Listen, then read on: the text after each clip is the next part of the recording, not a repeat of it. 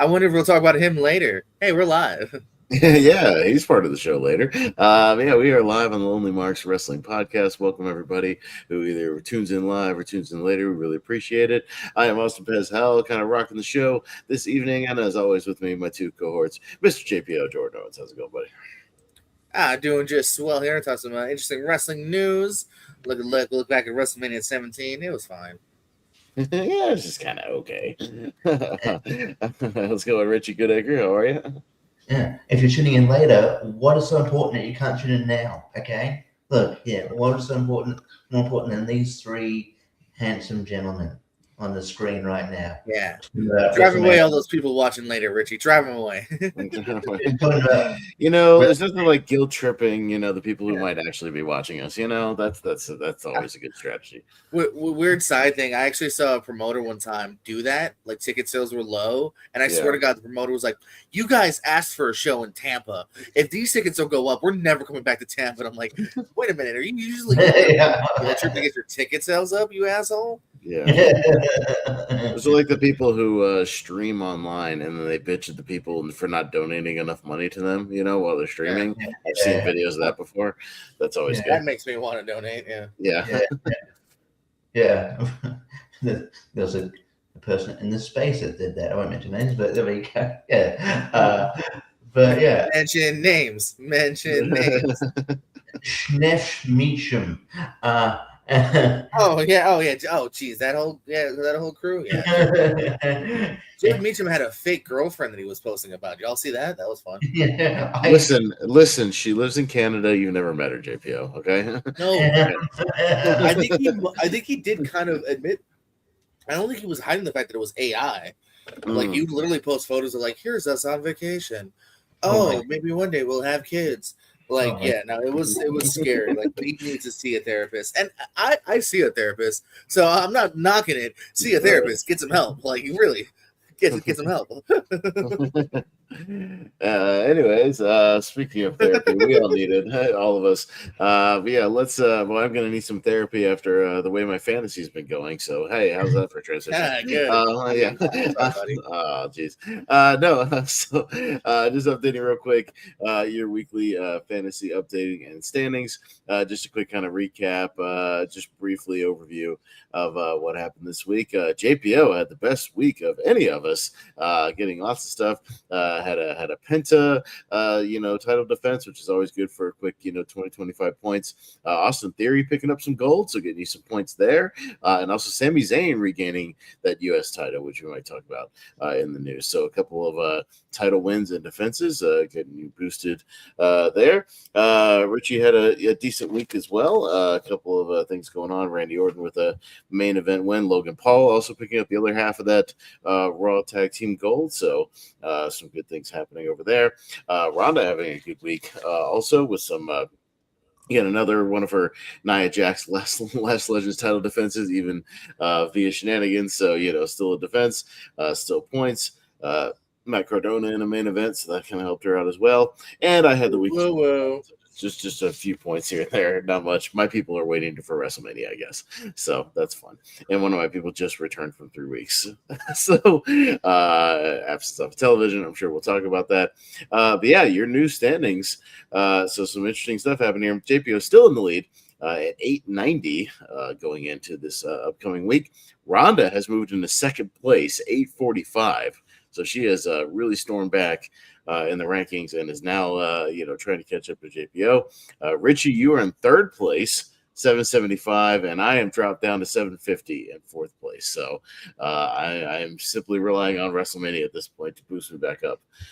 So we'll see what happens there. So that is your fantasy updates. As far as rosters, I don't have any slots, so nothing for me there. Richie, you have one. Anything you want to swap out or anything you want to do? No. I mean, we'll talk about some potential injury news, but nothing that will affect me necessarily. So yeah. All right. Nothing for Ronda and JPO. You are sitting pretty in first place, so again, don't imagine you're itching to ditch anybody, but gotta always ask for formality's sake. I am sitting pretty because I am pretty. I'm okay. All right, so you're doing all right. All right, so there we go. So that's your fantasy update for the week. JPO sitting at the top at 890. So, but anything can happen again. We're 2 weeks away from Mania, so anything can happen on the road, and of course at WrestleMania, 2 big nights of action. So anything can happen there with point swings. That's going to be a big turn there. So yeah, we'll jump right into the news. I got a couple of things to run down before I throw it to JPO. So yeah, we had a couple things go down this week. I'm not sure. Did you watch the TNA pay-per-view and see that Steve Macklin scare, JPO, in the main event? I saw clips of it. Yeah, that was in my news. Yeah, literally not even, I think, 3 minutes in, or give or take. Yeah, unfortunately bad. Like it's like whiplash almost into the ropes. And they unfortunately had to end it. They did a brief brawl with like Eddie Edwards, at least do something to send the fans home semi-happy. Right. But yeah, unfortunately for Macklin, that was a big main event, first time in a while for Macklin. A well-built storyline too. They had a great go-home like sit-down interview. Like TNA does some sneaky, really good like vignettes sometimes. So like it was actually kind of like well-built to a degree. Little weird in the fact they got fired and got the title shot, but still, like outside of that, like, the promos were good. So yeah, unfortunately for Macklin, hopefully he's okay. I haven't heard any update, but yeah. The only thing I heard was that it wasn't a concussion, so no concussion protocol. I mean, they went through the concussion protocols, but it was it was not a concussion, but he did get knocked out, but not a full blown concussion. So yeah, he was unable, and they hey. After what happened to the OVW thing, you can't blame them for taking this stuff, very seriously and just, having to pivot. No, and this is a main event, and it just goes to show that they did the right thing, even in the stake, even with the main event, you know what I mean, let alone a mid card match.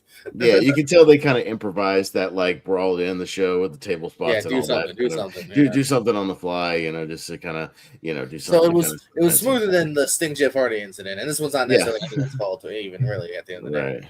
Yeah, no, it wasn't like anybody was impaired or anything like that, like the Jeff Hardy thing. Anything would be smoother than that. It's probably one of the worst orchestrated things I've ever seen. Yeah, 100%. So best wishes, Steve. Hopefully he'll be back at full strength very soon. Announced this week, and I know, I guess the reports are coming out that had been in talks for a little while. How much you want to believe of that is up to you. But that we do have a host for WrestleMania, John Cena. He's back already. It's been too long. It's been almost like 3 months, and I missed him. Yeah. So, well, that's what I said in our private chat. It was like, my only problem is like, let us miss him. Do it next year or another year from now. Instead, it's kind of like, cool, the dude that we saw in December. There's no thing like that's. I don't know. I think they rush things sometimes. It's weird. Yeah. Even AJ, I felt like AJ should have been next year. To be honest with you. Like, let us miss him a little bit. Like, oh shit, AJ for the first time in over a year. So it's like, oh cool, AJ, who was just here. Like, well deserved by all means, and I'm happy to see Cena. I think he's fun. Hopefully there'll be a couple of fun vignettes or whatever with him, promos or whatever. But yeah, I'm just saying, could have waited a year because honestly, you got options. I actually was pulling for either Chelsea Gurn or Danhausen if they did a host. So we had options. Just saying. I would have loved to see Danhausen as the host, just running around. Saying. That's what I mean. Doing vignettes, going run around backstage. Interacting with all the different people coming in and out of Mania. Do a segment in front of the audience or two. Beginning of the show, one in the middle of the show, things like that. Yeah, I think it would have been fun. I mean, dude's over, and he's not going to be wrestling anyways. Like, just have him be host guy, like running around, doing shenanigans. Like later, but like, yeah. I don't even need him to, honestly. At this point, the dude's over, just popping in and out of backstage or in front of the crowd. Gotta do something at some point. I don't agree with that. You're gonna do something at some point. I'm saying for now, there's no need to rush him into the ring. You know what I mean? Like he's getting over with just. That's why I said he was a perfect option. Yeah.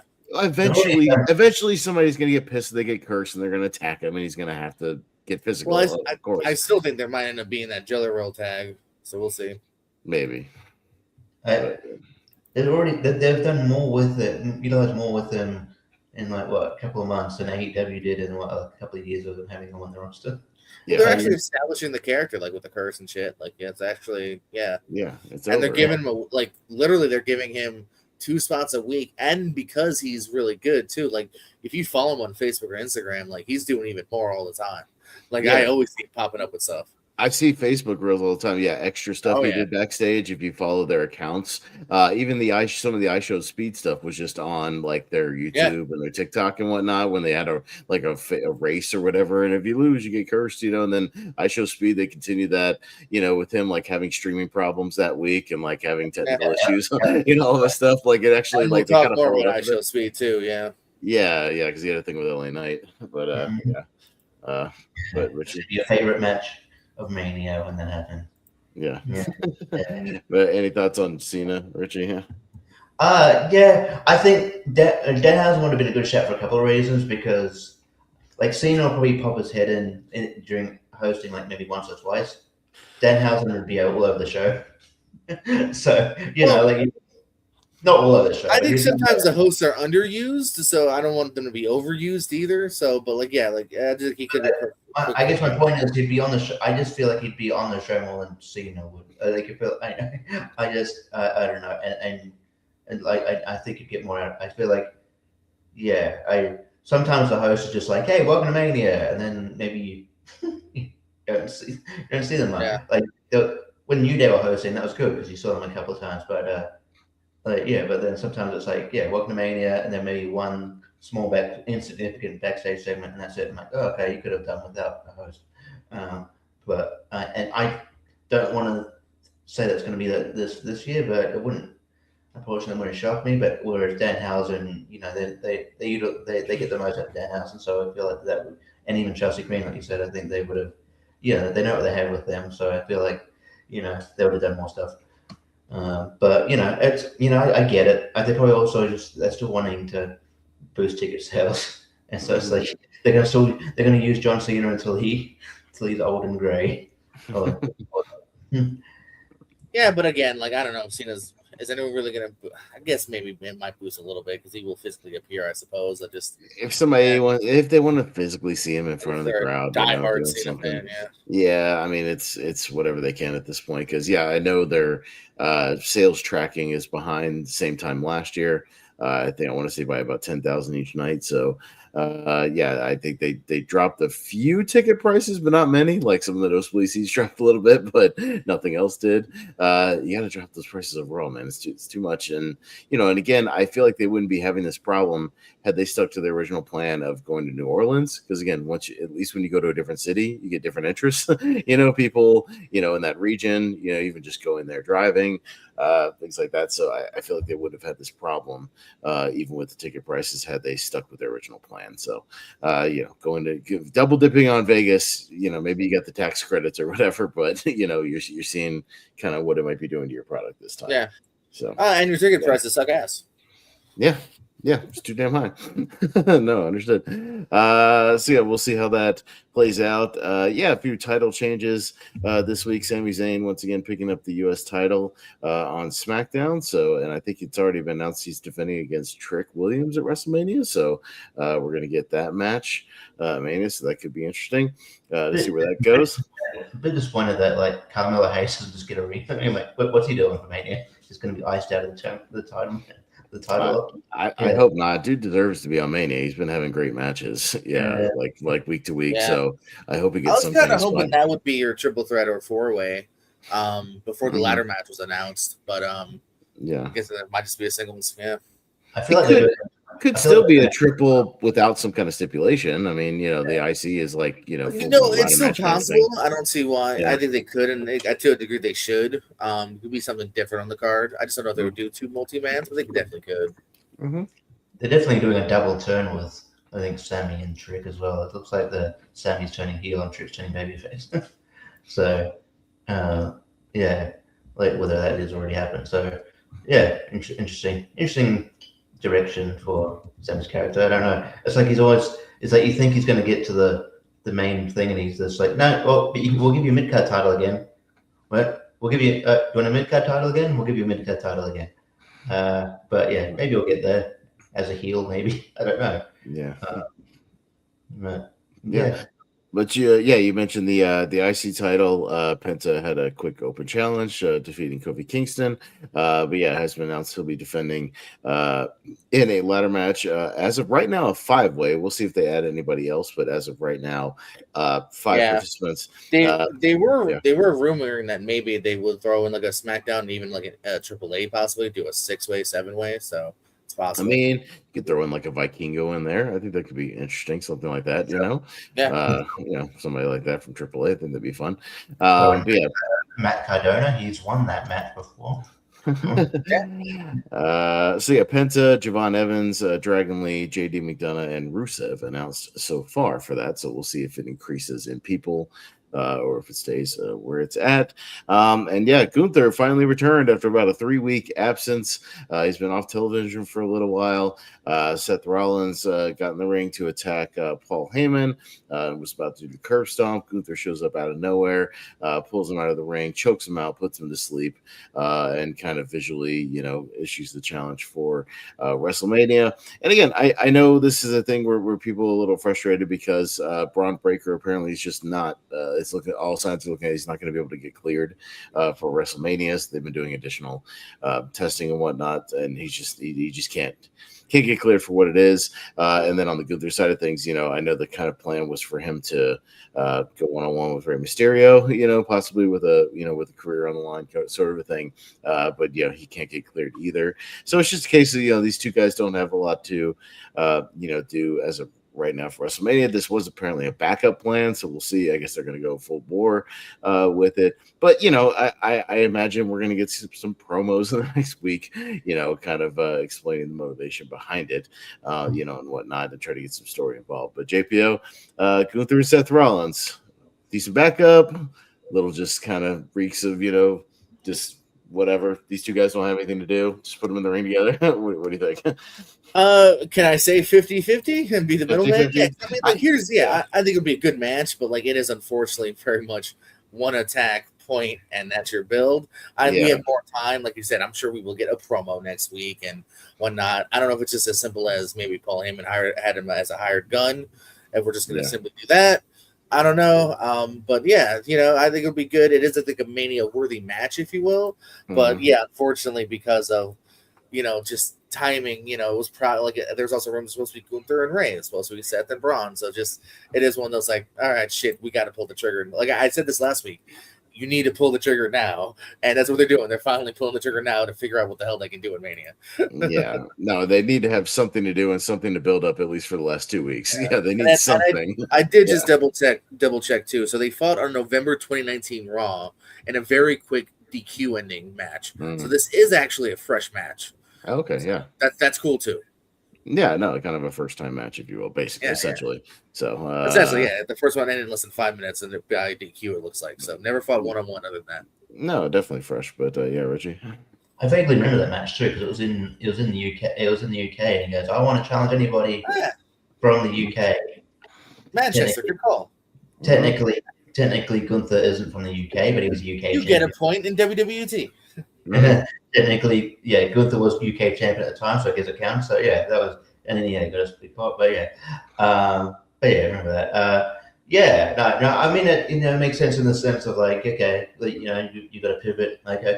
Gunther, you need to have Gunther on the card. You build him up as this, this machine, one of the big stars, the killer, and you got Seth Rollins, who's a staple of WrestleMania. They both have nothing to do. Boom, that'd be a good match.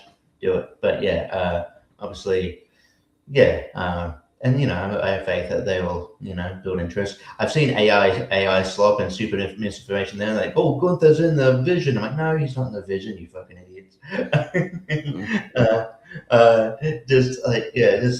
It doesn't fit his character to be in the Vision. He wouldn't be in a step, But you really think Gunther as a person is going to hang out with Logan Paul and I Show Speed and Austin Theory? No, you could do a hired gun thing with Paul Heyman. That makes sense.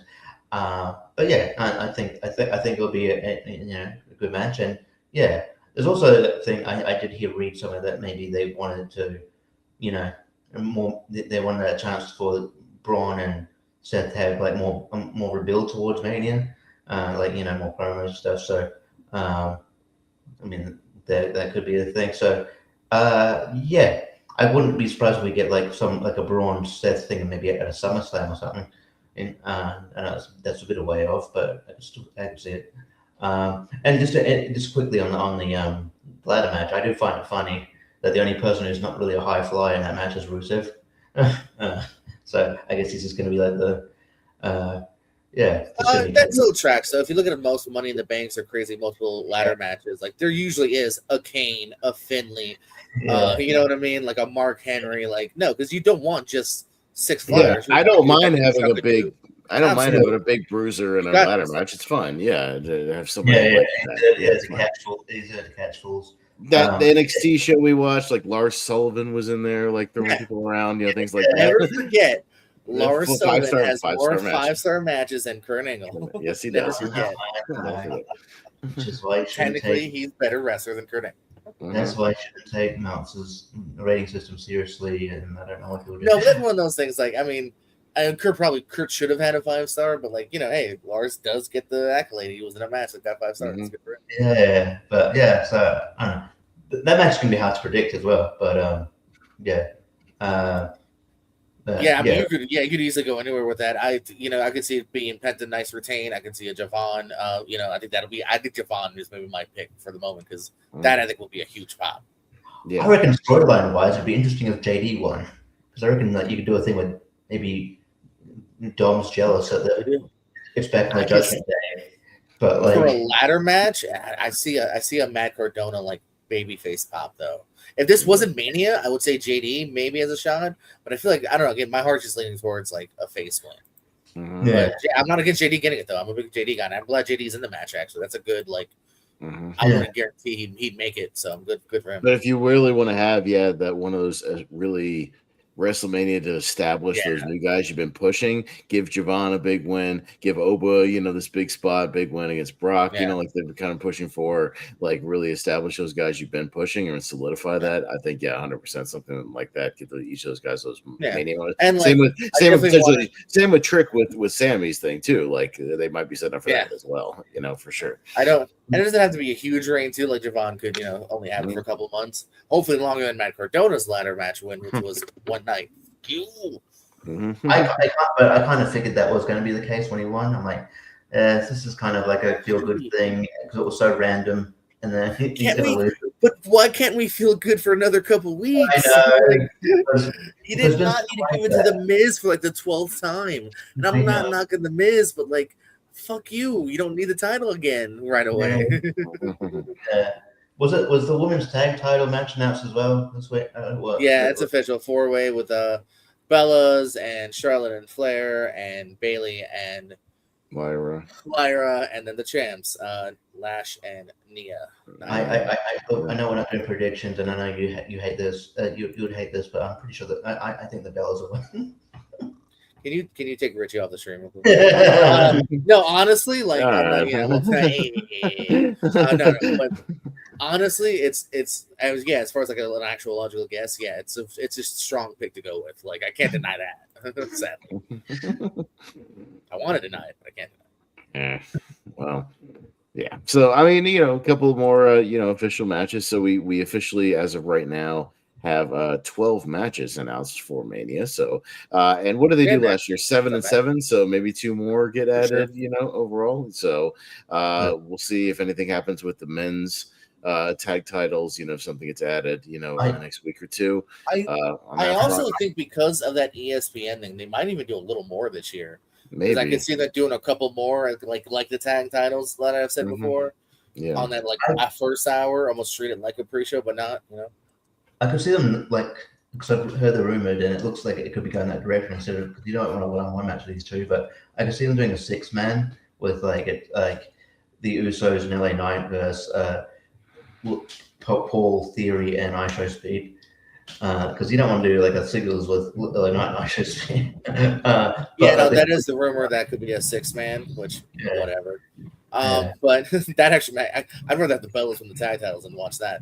But no, I'm looking. Saturday last year was 7 matches on night 1. So, and that was last year too. So so it's 7 if not 8.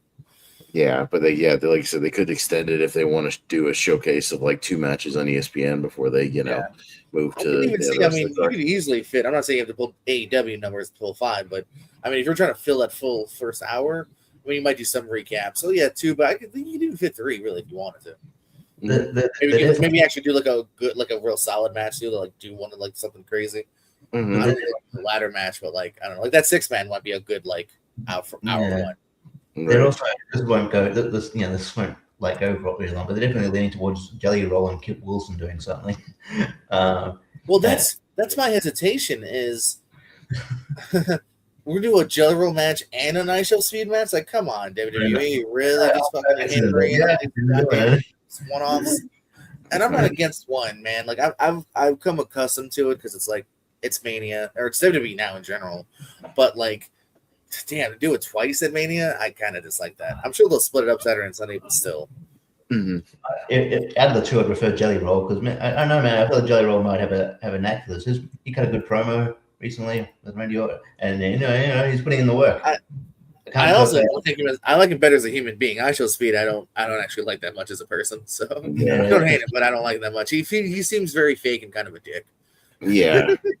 You see, like when they did that angle, obviously where LA Knight attacked him on stream, and then obviously they couldn't WWE couldn't blow out the comments. But I was reading some of the comments on when he was getting attacked, and there were some comments going, scripted. This is so funny. So fake. But I thought that was funny. But because you're going to, I'm like, obviously it's not, like obviously it is. I don't know why, but non-wrestling fans always need to point that out. No, that's what I was saying. That's probably just it's an iShow Speed non-wrestling fan. Yeah, that is the dumb. Like, they need to point it out exactly. We know too, guys. We know too. So it's Fast and Furious. Move the fuck on. So are these Marvel movies? Yeah, they're not real. Yeah. Superhero movies. Yeah, fucking relax. If you shoot Chris Evans in real life, he gonna die. That belly ain't bouncing off his face. And they're getting arrested. We had a Stephanie McMahon appearance. Probably tying in at least a little bit with the fact that she's gonna do her Hall of Fame induction. A little back and forth with Cody. So kind of she called something I disagree with. She called Randy the most diabolical version of that he's ever been. I disagree. 2009. I severely disagree with that statement. How about when he punted you yourself? Your dad. What about I mean, hell, even like Legend Killer Randy was kind of more vicious. All the old trying guys. to set like Undertaker on fire in a casket, with gasoline. How about trying to stab Rey Mysterio's eyeballs out? No, this is the most diabolical Randy Orton we've ever seen. Just kicking people in the balls. Yeah, that's always a pet peeve of mine. I get hype. I don't like overhype. But No, it's not. They don't want you to remember history. And then he was like, I think it was. It's been history. It's them just trying to overhype. Like, this is the greatest show ever. We've never had a main event like this. Yes, you have. But they're trying to also. They've done this thing with Cody too, where they're like trying to get this mean edge to him. You gotta put out your mean side. I love Dusty, but you're nothing like your father. And he's like, you're nothing like your father. And they got a pop. And it's like, I know Lance Storm didn't like that when they're mentioning Vince. So I was like, whatever. As long as he's not involved, but I don't know. Maybe I think Stephanie was just getting slapping withdrawals, because she always has to come. She had to come on stage and give someone a slap. Like, and ironically enough, then we watched a WrestleMania where she slapped like 3 people in one match. So we had to have that one as well. So we got an overload of Stephanie slaps on the WrestleMania we watched. So I mean, to the remember when that was her finishing move on the SmackDown games? It's like every woman's finishing move. Oh yeah, the real wind up. Yeah, the wind up. I want to say that was the same thing in No Mercy too. I'm pretty sure. Yeah.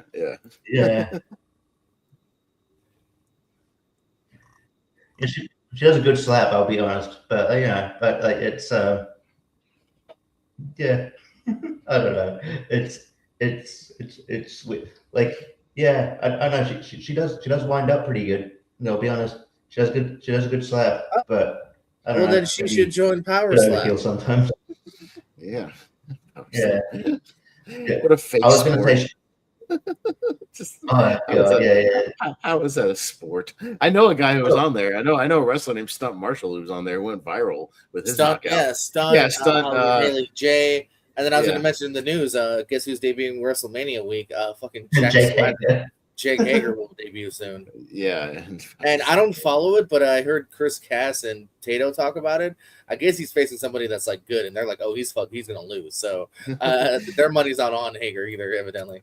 Oh wow. Yeah, I watch it occasionally, just like try to get like what I mean, like Dana White season. I'm like, this is not these aren't athletes. Listen, like anybody could do this. Will I watch it while I'm scrolling and pooping? Sure. And will I watch more than 2 minutes of it? No. Will I ever pay for it? The problem is if you watch one of them on like a Facebook reel, then Facebook will think, "Hey, you want to see 80 Power Slam videos in a row?" No, I don't. It does screw up your algorithm. Yeah. Yeah. But I mean, like I'll watch one every like day or so, like if it pops up organically, you know. But I'll never pay for it. That makes zero sense. I would never pay to see it. If someone gave me the tickets for free, maybe, or I'll definitely never pay on pay-per-view. That makes zero sense to me. No. They're good for clips, but you wouldn't want to you don't watch a whole event. The whole event it's just the same thing all over again. Yeah, it's that. I feel like the 1 minute clip. I go, I got the gist. Cool. Yeah, cool. Got it. I didn't need to see the 30 slaps leading up to the KO slap. Like I just wanted to see the KO one, and I'm moving on with my life. Yeah. And the celebrities they show in the crowd are people obviously paid to be there. They're like streamers or some even people from WWE who are like, oh, well, obviously you're around by TKO, so that's why they're like. There's Rey Mysterio sometimes. It's people that are going to get them on more Facebook reels and TikToks. Yeah. That's exactly who it is. Yeah. There's a power slap game where you can play as Rey Mysterio. That's weird. But yeah, anyway, I was going to say Stephanie's a good slapper, but in British parlance that means something different, and I don't want to. In case people are British are watching, I'm not saying that she's that. I'm just saying she's good at palm strikes with that open palm strikes with that hand. But but I don't know. I imagine that. Like I don't know, maybe too much of that. I don't know. I wouldn't want to take a slap from her. I'd say that's what I'd say. Yeah. So yeah, that's most of the stuff I had. JPO, what alternative do you? What other tidbits you got for this week? I got a few things here. Got some name changes for you here. I mentioned before my boy Eli Knight, who's been doing some good stuff over at NXT. I figure this is going to come sooner or later because if they do ever end up calling him up, Eli Knight, LA Knight, a little So Eli Knight is now EK Prosper. EK Prosper. Speaking of him too, I love Eli, but maybe no one should tag team up with him because he was in a tag team with Shawn Legacy, got injured, and now Io LaFleur, who was the replacement of Shawn Legacy, is injured. He had to vacate the NXT Speeds men title, so that is now vacated. Starboy Charlie will now be Chaz Starboy Hall, and Mike DeVecchio, who had a really good WrestleMania weekend last year, who has been signed, is now Dorian Von Dukes. So Chaz Hall and Dorian Von Dukes catch them over at Evolve currently, and EK Prosper is still on NXT. In fact, I'll mention EK again in a second here. You see that's always our countdown, but yeah, Chris Jericho, big news. A lot of people thought maybe WWE, maybe Mania appearance, but he is all elite still. So coming in, doing kind of a very Jericho thing, by the way. I went and make sure sometimes I watch the episode of like Dynamite like days later, so even on like a Saturday or Sunday. But because of like Lonely Marks, I was like, oh, let me see in case he says something important. Literally, just I'm home and that's it. So it's a very Jericho thing to kind of just the first appearance just literally be an appearance. So Jericho's back, and if you guys have any thoughts on that, I don't know. Due to all the build-up, I'm kind of helped be disappointed a little bit. I'm just like, oh, he's going WWE. He's in the Rumble. He's in the box. He's back on Dynamite. He's just going back where he was. Okay. But yeah, from what I read, like they WWE wanted a retirement tour, and I guess Jericho wanted to do a bit more with what he was doing. Maybe it's more coming later, but there's also this idea that I think maybe he had more dates on that. They froze his contract a bit because he had more dates on it because of dates he missed. So I don't know, like because he wasn't ever fully out of his contract. So, but I know WWE were talking to him. So yeah, like it'd be cool. I still think. I mean, he's going to go to WWE Hall of Fame eventually, and maybe have another match. But yeah, I can't help but be disappointed. I can't help but be a bit disappointed, but also, make good for him. Like, obviously he knows the best decision for himself. So, but yeah, and we'll see where this goes. Sometimes AEW's not the best at capitalizing on things, but yeah, I don't even, I thought like the idea of like them breaking up like the learning tree randomly was because Jericho was leaving, and it's like, oh no, he's here, but then he's going to forget about you. He's going to probably forget about that whole gimmick. I mean, yeah, I think it was just to catch their bets because I don't think anyone was sure for a minute there what Jericho was going to do here. But yeah, he's back on Dynamite. See if he's heel face. Who knows what kind of he's doing another gimmick. Mm-hmm. I thought this was quite interesting. So we mentioned that the ladder match is happening on WrestleMania. As you guys saw, the graphics out. It's Rusev, Javon Evans, Dragon Lee. And, you're going to talk about the elimination matches or the qualifier matches they're doing? Yeah. Do you know they aired tonight? The graphic, let me say that again. Yeah. The graphic to tell you who the winners were was already out on Raw on Monday. The matches aired tonight. So, and it was on Main Event. The first time that they've had like 4 solid matches, maybe ever, or years. Like they've dabbled in 3 in the recent months. And they were down to 2. So like the first time ever, they could have literally been like, hey guys, I don't know if you know this, but we still have a show called Main Event. Watch it Thursday to see who's going to Mania. Instead, they were like, here they are. They're going to Mania. So shot their own kind of like viewership in the butt, I thought that was weird. Like instead of for once getting views on Main Event, they're like, fuck it, here it is. So I thought that was weird. They either A, don't care, or B, don't know that Main Event didn't air yet. And so what were the actual matches? Rusev beat Otis. Yeah. Javon beat Rayo or Bravo. Dragon Lee beat Grayson Waller. And who am I forgetting? I don't know. I'm scrolling through the episode right now to see. So, JD McDonough. Yeah, and JD McDonough beat Tozawa. Like, spoiler. They beat people that they're obviously going to beat anyway. But anyway, it's still, But, I was gonna say, do any of those? I mean, Waller like maybe had an outside chance. Like, Tozawa was not getting in. Yeah, maybe it's so odd. You could announce the thing and be like, okay, Penta's gonna defend against 4 other people. Cool. Yeah. All right, ladder match. Okay, here we got the show this week. It's a big episode. YouTube. Hey. Dive into Main Event. We still do it every week. Watch the show. 4 big matches. See who qualifies for the thing. Then we'll have the graphic ready next week. Let you know, what happened. Whatever. Yeah, like that's what I'm saying. Perfect way to promote it. Yeah, that's so silly. Like they should. It's the first time. So it's definitely the first time they've had 4 in a long time. This is probably the first time the show's even mattered as far as like storyline in forever too. Because like otherwise it's just cold matches. Like speaking of makeshift tag teams, Apollo Crews and Matt Cardona were a tag team a couple weeks ago and they won. They beat Fraxium. Like, you know what I mean? Like it's the most random things ever. They try out NXT people randomly. Shallow Hill was on last week. Wait, was Oski's on Main Event? I mean, he's been on Main Event. Yeah. Once or twice, he's mostly been doing dark matches. No, I don't think that's totally true. But yeah, he's mostly been doing dark matches. Stop false reporting, Richie. What? No. So yeah, we mentioned LA Knight attack speed. That might lead to more. Shout out to 4 Horsemen alumni. Tully Blanchard just got married. 72 getting married again. Good for you, buddy. Never give up on love. I knew this was coming sooner or later. So, yeah, Mattel has officially signed with AAA as well. So, we're going to see some AAA figures. And guess who's, like, evidently rumored to be the first one out? Iguana. Mr. Iguana. Of course. I was like, you got to bum rush that figure out. With the iguana on the hand and the accessory. Oh, that's definitely got to be 1,000%. That's an accessory. Yeah. So, yeah. But there's even other people, too. I mean, like, give me a La Parka figure. Give me a Psycho Clown figure. Like, they got some fun characters that will really fit to, I think, a figure form. Some comings, some goings, some where am I's. Willie Mack is another AEW Ring of Honor guy that's like still there, still under contract. Just fucking. He's like, I love to wrestle. I really like to wrestle. Do stuff, So people were wondering because he's on Juggalo. He's on the Juggalo Championship wrestling all the time. But it's because no one else will book him or AEW. I get frustrated knowing of like people like AW like defenders defending this because they're like, well, that they allow people to wrestle on independence. That's more freedom than WWE gets. I'm like, you signed with a company to wrestle for that company.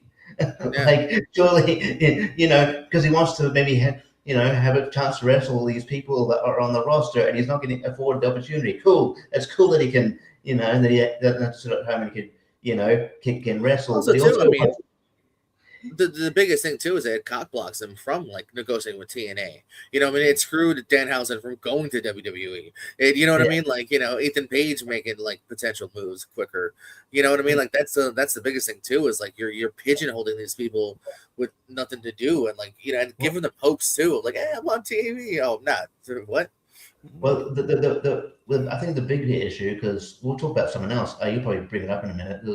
He wasn't the only person. But they're hoarding talent, and it's like, oh yeah, you're on the market, I'll take you. And then they're like, oh, what should we do with them? I think Tony Khan, I think his downfall to a big degree is, I think he has good intentions. I don't think he does it in a dick way. I don't think he's being a dick. I think he truly is just like a new toy, and he plays with that toy for a minute, and he gets tired, and he goes on to a different toy, and then he doesn't finish storylines, and like doesn't finish like building up other people here. We've seen it so many times. Jay Lethal's gone on to do nothing the last couple of years. What is it? Ricky Starks is another example. Obviously, like just Leo Rush is on his like fourth like debut. Like so. Scorpio Sky pops up once every 3 months. Scorpio Sky, who looked cool in the Battle Royal too. AR Fox looked fun. Fucking, he hasn't done shit. He got a huge pop at that Battle Royal because he did this. We talk about all the women that haven't been used. There's like so many women. Yeah. Hey, I got one. Lady Frost is no longer with AEW and Ring of Honor. And then quickly after that was announced Major League Wrestling will take her. So MLW should be popping up on MLW. I also looked up her record too, by the way, in the last 3 years. 15 TV appearances. Bupkis wins. Lady Frost never got to actually win on television. He debuted someone and she didn't win. Great. Never won once. Just constantly fed to Thunder Rosa, Julia Hart, whoever.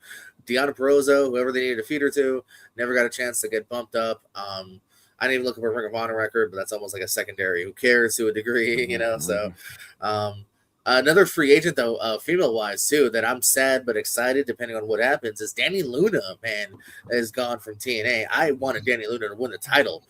She was supposed to be on the pay-per-view a couple months back, and then visa issues stopped that from happening. She wrestled in a 3-way on the last pay-per-view. She did take the fall, which a lot of people were surprised by, which might make sense now if this was, maybe on the works before that match, because, obviously that would make sense, take the fall because you're leaving. But, I think Danny Luna's got a lot of upside, so I don't know if maybe, again, she was a former NXT UK person, if NXT or AW whoever's looking at her, but Danny Luna is a free agent. Yeah, and I hadn't seen her. It's the first time in TNA. It's the first time I've seen her working as a heel, and she was doing really well. And I'm like, oh, I mean, she was a brute, like fucking German suplexing people on their heads. Like I first liked her in Bound for Glory. She was in like the men and women. They had their battle royal they do every year is out men and women, and she was like German suplexing the dudes. She was looking great. Yeah. So I'm like, oh man, you got talent in the hands, but obviously it didn't work out. But but they did sign Ricky Sosa though, so hot independent star. I think another social media guy, Ricky Sosa, has signed with the company, and it is official too. Mike Santana will face Eddie Edwards at the April 11th pay-per-view, which is very soon. Rebellion, and then I believe it is a more expensive one too. So they better pull some stops out if they want people to buy that pay-per-view. I know we mentioned Sam. Did we mention Logan Paul and Austin Theory as tag champs? Kind of, because I said you guys picked them up on fantasy points because you got points for Austin Theory. Richie got points for Logan. So Usos no longer champions. No Usos. It is now part of Paul Heyman's stable. Logan Paul, Austin Theory. Like we said though, if it's a 6-man tag, maybe we won't even have a tag match or tag titles on the line of Mania. So we'll see. Hopefully they defend it more than the Usos did, or most teams are. I thought this was interesting too. A couple more quick things. I guess we're still not done totally with Peacock, which was surprising because like even the NXT special will be on YouTube because they announced a Peacock special. The Heartbreak Kid becoming Shawn Michaels will air April 13th, a couple days before Mania here. A document about kind of the last like decade plus of like his return in 2002. Well, it's well more than a decade, but more recently about like his retirement and then getting in with the NXT group. A lot of the NXT grouping peoples were interviewed for this special here. So yeah, Shawn Michaels special is coming to Peacock. So I guess they still have some sort of deal and obligation to air stuff on Peacock. So again, if you want to watch WWE, little Netflix, little YouTube, little Peacock, little this, little that. Tubi, if you want to watch Evolve, like you really got to go to 4 different channels at the very least now. Hey, yeah, that's where Evolve's happening every week here. And then we're gonna run through this kind of quickly here, but share my screen in a second. Oh, okay. Starting now. There we go. Yeah, so NXT Stand and Deliver, not happening during Mania weekend, which I thought was kind of interesting, but happening this Saturday. It's on YouTube too, so you don't have to worry about Peacock. Just go to your YouTube everywhere, US, or I guess in the US, it is exclusively US. So maybe it's not on you. Oh, it's Netflix for you, Richie. Sorry, I'm so worried about the US. I don't even think about other places. Yeah. But yeah, a pre-show match, which is actually pretty rare now in WWE. This is on the countdown here. Shiloh Hill, looks like Rukowski. There's EK Prosper. We mentioned him again. Hank and Tank against the Birthright. All you second generation wrestlers. We got Pillman's kid, Regal's kid, Finley's kid, Santino's kid, and Stacks. I mean, who is like in their via marriage soon, but yeah, not really I mean he technically fits. I mean, well he doesn't, but he does. Yeah. Tag team titles on the line here. Hey, he can't get in the ladder match, but Rio and Bravo will fight for the tag titles here against Vanity Project. One of those bizarro NXT things. Heels on Raw, faces on NXT. Yeah, I was gonna say, I'm meant to cheer for that. Gargano, another person who probably will definitely not be in that ladder match or doing anything Mania weekend, but hey, he's on NXT. He won the match by doing nothing. Hell yeah. Triple threat for the women's championship. JC Jane will defending what is your face? Yeah, it's Kendall Ryan, right? Yeah, Kendall Ryan and Kendall Gray and Lola Vice in a triple threat match for the women's title. They meant to do a one-on-one thing on NXT, and they went to that it was like they both, one tapped out and one got the pin at the same time, so they did like a non-finish on a go-home show. So they're like, oh, it's triple threat. Controversy, triple threat. Grudge match, Sol Ruka and Zarya, stemming off recent beefs here. Lots of women in action here in North American Championship with the line Tatum Paxley and Blake Monroe, former Mariah May. And then finally here, we got a four-way for that NXT Championship. I'll say his name, Joe Hendry. Hey, look, he appeared. Ethan Page, the new Tony D'Angelo. Now people are fans of Tony D'Angelo. I always like the dog. I like Tony D'Angelo now, and I think he's gonna win. Fucking bandwagon Richie over here. For the record, on Lonely Marks, I always defended the Don. So yeah, that'd be a fun four-way here. Actually, I think one of these three. I think Tony. I think it is Tony's time. I think Tony. But Tony. So yeah. So I just want to go over some NXT love there. So that'll be sure. Yeah, sounds good. All right. Anything else? That's what I got. Yeah. I only got a couple of things that you didn't mention, but only a little bit. I don't know if you realize we talk about people who you didn't realize are still going and hadn't had their retirement match. Next month Jimmy Valiant is having his retirement match. Jimmy Valiant, who's 83 years old. No, stop it, Jimmy. Stop it. He's having a tag match, but apparently he doesn't take bumps in. He's called. They call him in Indies no bump boogie. I can't remember. He's having a tag match. Can't remember who's in the tag match. You look it up. But yeah, it's in April. So yeah. So it is his first match in 3 years. So yeah. Well, Honky Tonk Man needs to do the same thing. Alvarez said he wants a Honky Tonk Man do a shake, rattle, roll without taking a bump. So that's what he just like. So he just twists it and woo, and they just fall. That's definitely not uncommon. I'm trying to think of who else. Well, yeah, Honky Tonk Man's a good example. There's a few like, hey, I ain't bumping tonight, brother. Like in Well, I think we got one on the retro show. Valentine, we got the one on the retro show tonight in the Gimmick Battle Royal. I think somebody won just because they couldn't take a bump over the top rope to the floor. So physically, and they could not do it, so he just won.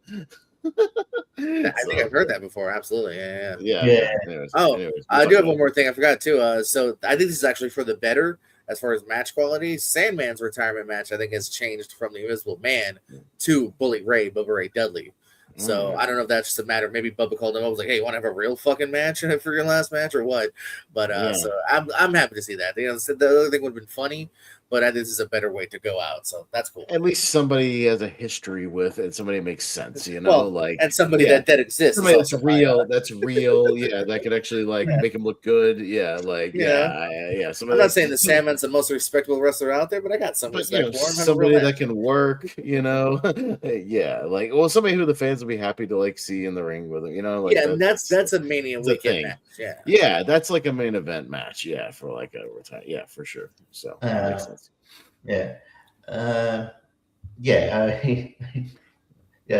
Unless Bob, unless it's like a ruse and Sandman owes Bubba owes Billy Ray money for some reason.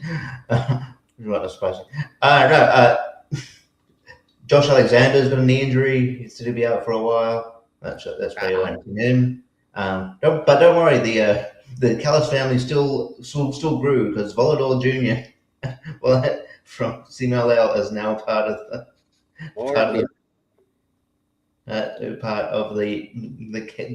Don't worry, we dropped one of the 18 people and we picked another one up just like that, so no problem. It's safe and secure with double-digit numbers. It's fine.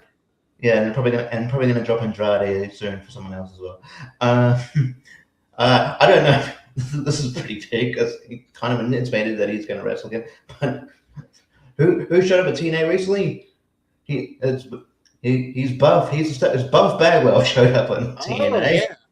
Yeah, that's right. Because we filmed that during TNA. Yeah, it looks like they're leading to Buff versus Frank Kazarian. Yeah. Buff said he's not done. He's gonna have a match, even though he's got one. He's got one leg. And Frank Kazarian came out, gave him shit. Mocking him, and it looks like I would imagine that might be a Rebellion match. I bet you they get set up this week. Yeah, so I don't know. It'd be interesting. I don't know if I want to see that, but I will watch it. I won't lie. I know he is older, but hey, we've had good one-legged wrestlers in the past. We've had Zach Gowen. We've had there's Chris Melendez in TNA. If anyone knows him, so it is a doable thing, and it's a great little good for him to physically get it done. You mentioned both of them, but isn't there a rumor that that they hired Zach Gowen because they hired the wrong person and they wanted Chris Melendez? No, you're flip flopping it. You're flip flopping the story.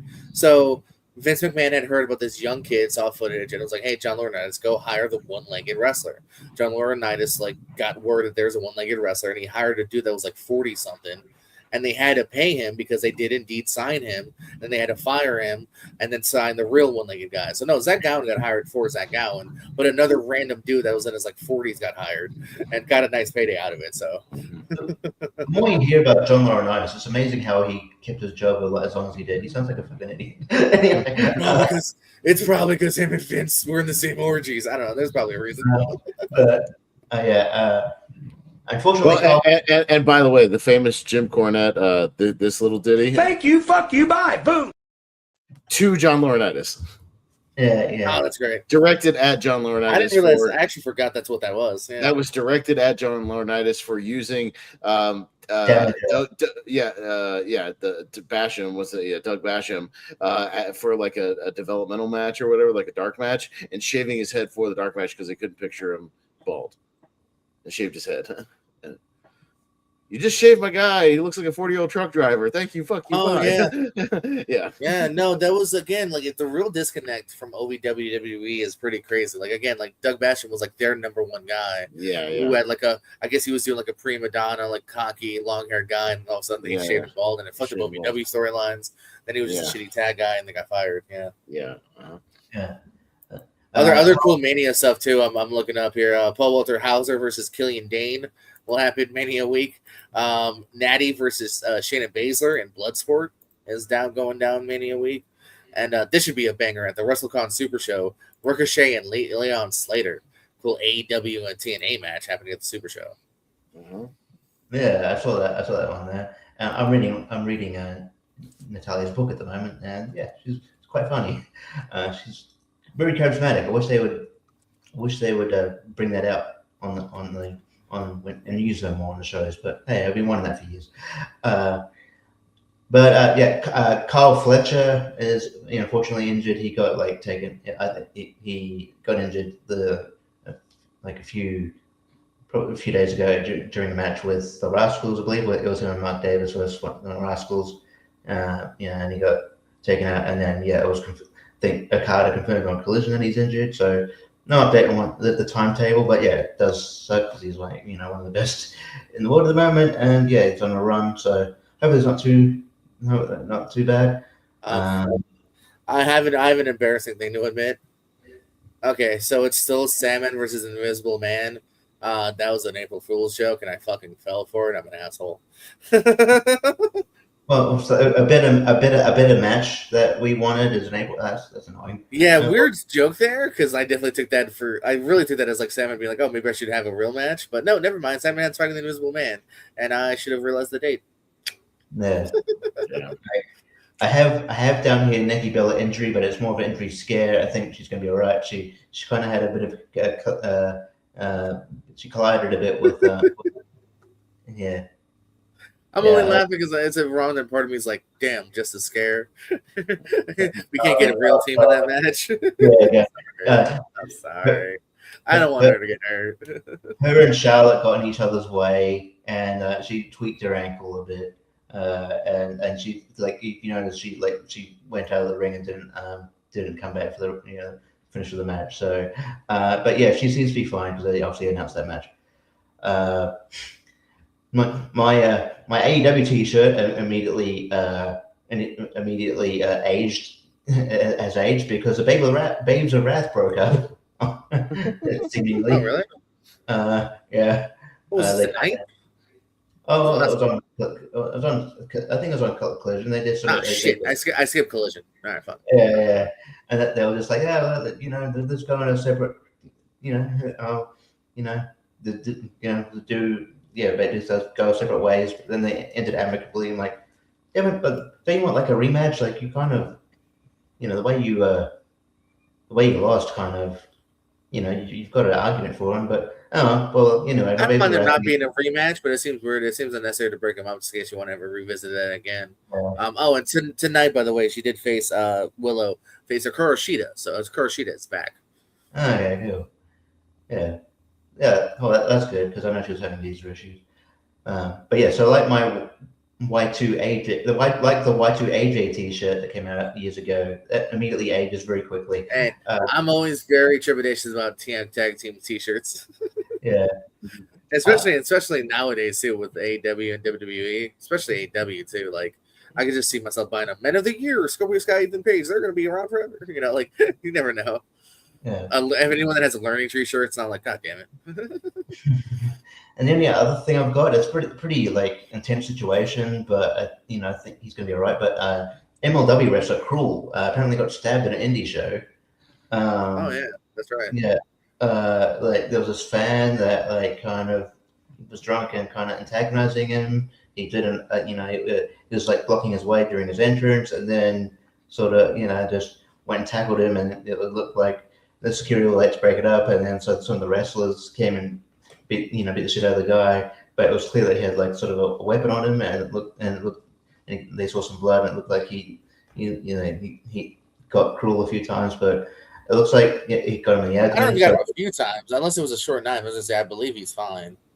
But I believe he's fine. Yeah, it was. He got him in the abdomen, but yeah, he's gonna be fine. But scary situation, man. Some fans are nuts, man. Just be fans. You don't just control your alcohol as well. So yeah, I'm glad Cruel's alright because I like Cruel.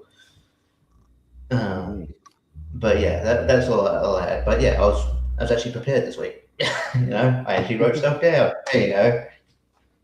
And then JPO said half most of them. But yeah, it's gonna happen. Yeah. I wrote a lot of things down, and Jay, you said most of them, but that's going to happen. Well, yeah, there's only so many things that are happening, and plus, we watch this like we're all looking at the same sites. Yeah, basically. All right. Okay, so I think that about covers it for the news. Shall we talk some old school WrestleMania 25 years ago? Actually, kind of worked out the 25th anniversary of this. Yeah, I know. That's fun crazy, fact. right? Shout out to my first ever cat, Jet. Got him on this date because I remember thinking it's Mania tonight. So I actually do remember that date. Yeah, To the joke I was about to make, and then, anyway, there you go. It's my boy. Shout out to Jet. I love him. I created him on No Mercy, and then I would play as him and win matches. That date would be April 1st, 2001 for WrestleMania 17. Yeah, here at the Astrodome in Houston, Texas. 67,925 people here for WrestleMania 17. Your commentary crew for this evening. My favorite underrated commentary crew of Jim Ross and Paul Heyman. I love them together. I've always loved them together. They're so good together. They have such great pay-per-view together. The first pay-per-view outing, I thought they were great. Pretty smooth show. Not a lot of stuff kind of in between to talk about. They kind of get right to it. 11 matches here on the main card. So we talk about these AEW shows, but man, they crammed 11 matches into this. What was essentially a 3.5 hour show. So like not too bad overall. So. I mean, we'll get there, but there also is a 7, a 3, and a 2. No, 100%, but still, a pretty smooth, show here. So, we kind of get right to the thing after the opening promo. Yeah, this was, of course, the famous, the very much Limp Bizkit all over the show. The My Way, My Way or the Highway, all over this one. So we'll get to that kind of famous video package. Yeah, it's one of the better produced video packages of all time, though. We'll definitely talk about it. We'll get there. For the main event, but your first of 11 matches as we got the Intercontinental title on the line. Chris Jericho, your current Intercontinental champion, taking on Commissioner William Regal, who was just given the commissionership just a few weeks earlier, and has been making Chris Jericho's life sort of a living hell, putting him in gauntlet matches and handicap matches and all kinds of stuff. And this was the bit where he then urinated in William Regal's tea in his office. So and his facials are great. Regal always good with the commentary. I like this little period where he still had his old music too before he went. I love William Regal's old music. It's so heelish. Like the very Britishy royal music. And just you can't get behind it. Anti-wrestling. Right. No, it's good stuff. These guys get in there and get right to it. Yeah, they would have having several matches kind of over the year here. I remember the Duchess of Queensberry match. Anybody? That would happen this year. As far as this one, just the IC title on the line. So Chris Jericho starting out with a clothesline, big old flying form, and a spinning heel kick as he's in control. Regal kind of powders out, but Jericho follows him with a crossbody over the top rope, taking him down. Back inside, big back elbow off the top rope for a 2 count. Goes for the walls of Jericho early, but Regal counters and whips Jericho's shoulder first into the ring post, injuring his shoulder there. Kind of works on the shoulder for a little while. Jericho loved doing that spot. He would always get his shoulder put in the ring post. I noticed that even as a kid. I'm like, he always had that shoulder in the ring post spot. Well, it's easy heat because then the guy can just work on his arm for the next 3 minutes, which is what Regal does. A couple of arm wringer flips and submissions, working over his shoulder there. He essentially at one point hit a Judas effect on Regal. He just kind of did a standing spinning elbow. It looked exactly like a Judas effect. It was really interesting, but it was just like a move. But I swear to God, he just did a standing spinning back elbow to Regal and knocked him down, and then and got a 2 count. I was like, oh hey, Judas effect. All right. Anyways, so he tries the line salt early. Regal gets his knees up and blocks it. Then hits an overhead suplex on him for a 2 count. Regal takes the turnbuckle pad off the top. Again, there was a lot of repeated spots tonight. That's one thing I will call out because they did the same thing with a taking the turnbuckle pad off in the main event. So again, one thing talk to the guys all over the show. You guys are repeating a few spots here and there this evening. So, but he takes it off and puts Jericho's shoulder into it a couple of times. Jericho is able to counter out an enziguri and a big missile dropkick, fighting back for a 2 count. He goes for a splash in the corner, but hits his head on the top post. Regal then off the top rope hits a big underhook suplex off the top, but only gets a 2 count. He goes for the Regal stretch and locks it in, but Chris gets to the ropes. Jericho then fights back and chops the ever-loving shit out of Regal like 4 times. Just massive chops, just turning his chest red. And you can see it eventually. You can see it immediately because William Regal's quite. I mean, he's not as white as Sheamus, but he's quite white. He's really. He turns colors very, very quickly when he gets chopped. But Jericho chopped the ever-living piss out of him in this one. Regal fights back, kicks him in the shoulder a couple of times. Jericho, but then grabs Regal's head and hits him hard into the exposed turnbuckle. Does a bulldog, a quick snap suplex, and hits the lion salt for the 3 counts. So you're a winner, and still Intercontinental Champion is Chris Jericho. Richie, thoughts on this one? Yeah, I think these two have good chemistry. They would have I remember the Duchess of Queensberry rules match more than this one. Just because of probably all the shenanigans that went on with that. Yeah. That was basically a you can't win match. But I enjoyed it, and yeah. I liked when the match finished with a lion salt because over the years it sort of became a more of a specialty move people kick out of. I'm like, no, it's supposed to be it's like secondary finisher. This is good, and the crowd were hot for this, and it was a good opener. Gotcha. JPO, did you get a chance to rewatch this or have any Chunks. memories of this one or anything? Chunks, okay. Yeah, no Yeah, worries. no, I mean, I've definitely have seen this several times. I had this taped on like a blank VHS, like not the real VHS, but like saw this still at got my my 2-disc WrestleMania WrestleMania 17 DVD. So that's like the you got the old like the real I got a release. special edition one. This one is actually goes for a decent amount of money if you try to sell it on I was eBay. just saying because there's not a shit ton of WWE like you have the WWF logo. There's not a shit ton of WWF logo DVDs. So I got this at a movie stop like 10 years ago, and if you look on eBay now, it goes for like a good $50 or $60. I was gonna say I don't think I never had that. I had the anthology and then maybe later on a re-release, but I never had that one. That's cool. Yeah, there. this one, the WWF, but not that one. But I'm jealous. Yeah. No, I mean, good opener. These two are great. As you guys said, they would fight a couple more times, even at the UK pay-per-view in a Queen's Cup match. I wonder if that was any different at Rebellion right after the Backlash one. About 11 years, these two would have singles matches. Their first one was in Nitro in '97, and there was a very quick one in a Gauntlet in 2008 on Raw. Okay, yeah. So I remember, a lot of them, they feuded on and off this year, particularly, kind of back and forth, even through the alliance stuff and things like that. So, so we see them a couple of times. We go backstage. The APA and Jacqueline are hanging out, and Bradshaw just out of nowhere just cuts a fiery promo hyping himself up or something where he's just like, this is WrestleMania, legends are gonna be made tonight. Cowboy, yeehaw, we're in Texas, let's go get them, boys. And I guess that's just our intro to go to the ring, I guess. So they were still drinking up until their match, not stretching, not warming up, just sitting backstage playing cards and drinking. Playing cards as what they do, with Jacqueline. With Jacqueline, who I forgot is like sort of loosely affiliated with that group. Kind of loosely, kind of sort of when they need her to be. Like it was these couple of months. She would get interjected in the RTC thing here and there. But not much. But it leads to a 6-man tag as this is kind of the last remnants of Right to Censor. I think it kind of ends like right after this. You kind of have to. We'll talk about it. We'll talk about it later. But they're kind of not buried on the show, but they're pretty much dead. Yeah.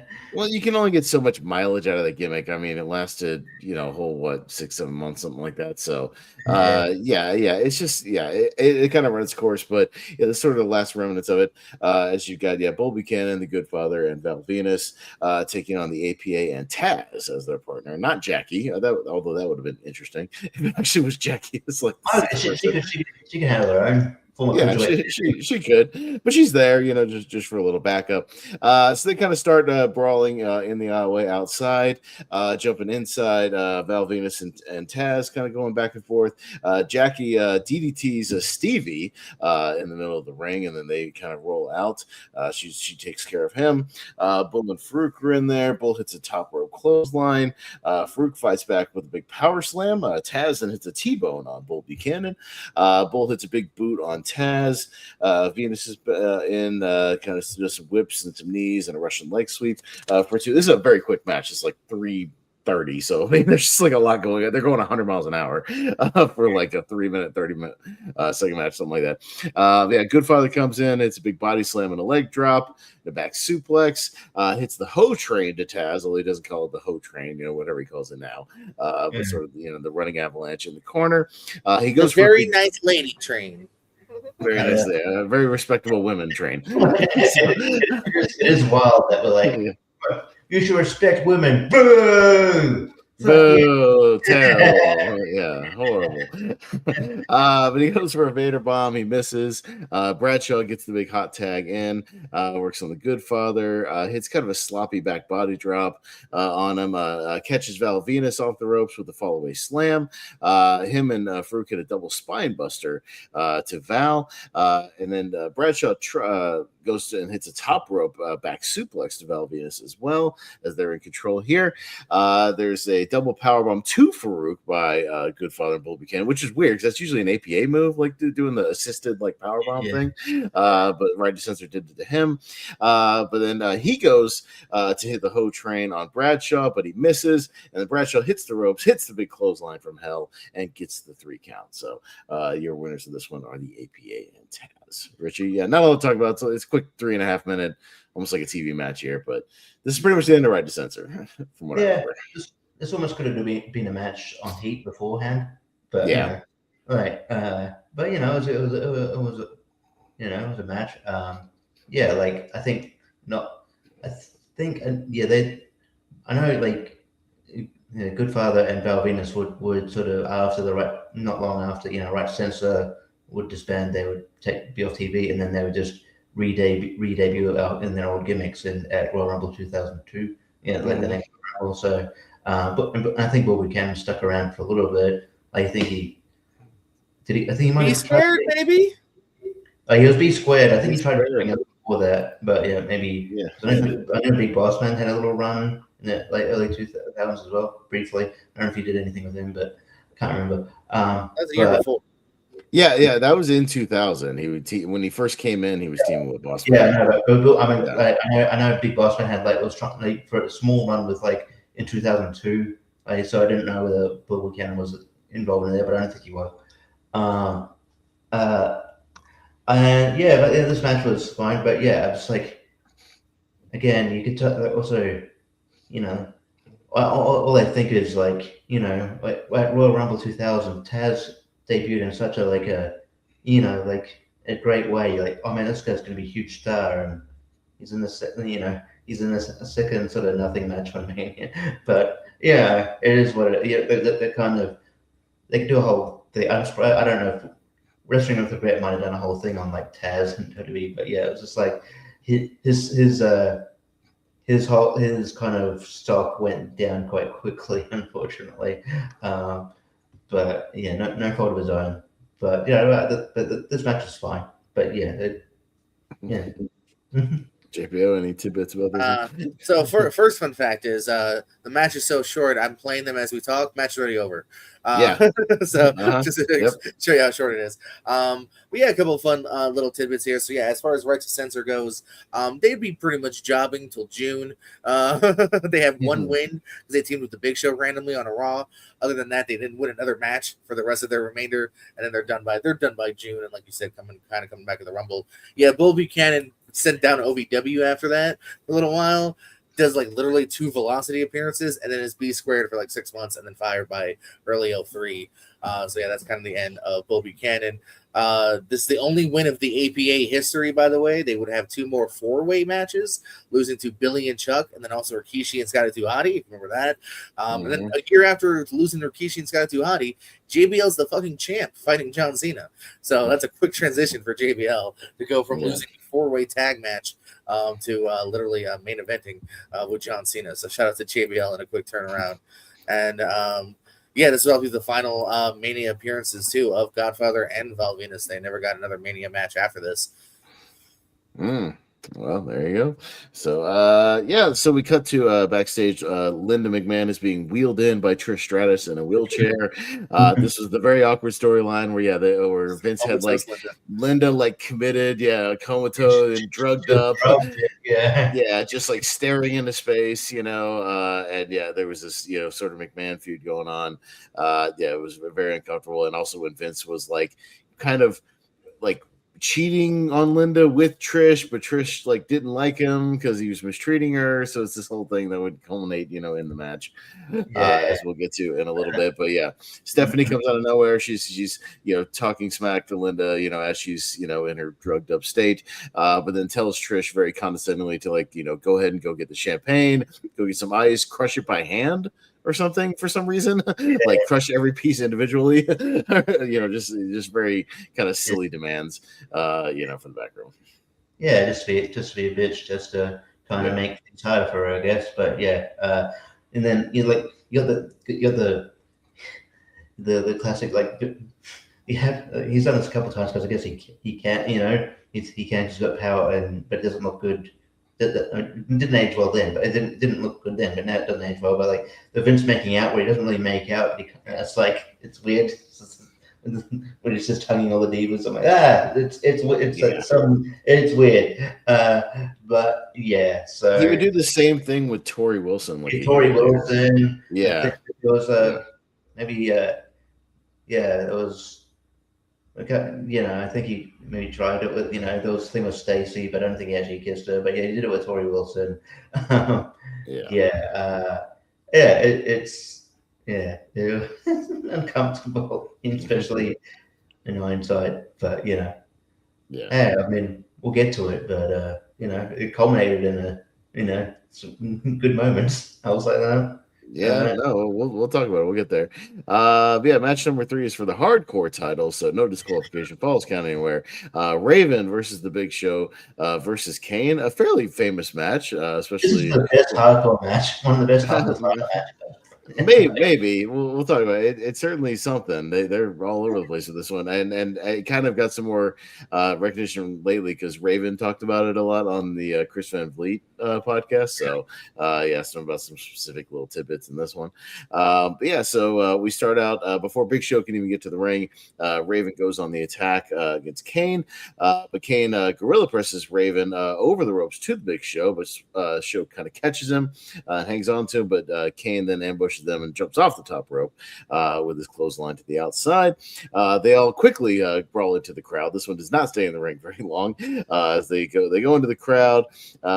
Show hits a boot to Kane as they kind of just work their way, or through the crowd. The fans are just rabid on the show. Every time somebody goes in the crowd, I see these security guys just physically having to like pull people aside and like shove them back. Like these fans are insane in 2001, just trying to like touch these guys, get anywhere near these guys. It happens with Undertaker and Triple H later. Like they're mad on the show trying to get to these people. They eventually kind of make their way to the back. Kane whips the Big Show into a wall. They're destroying drywall left and right. Like there's no drywall that is safe in this match. Show gets whipped into one. Raven uses a sign, hits Kane in the head with it. Show gets or slams Kane onto a pallet stack of wooden pallets.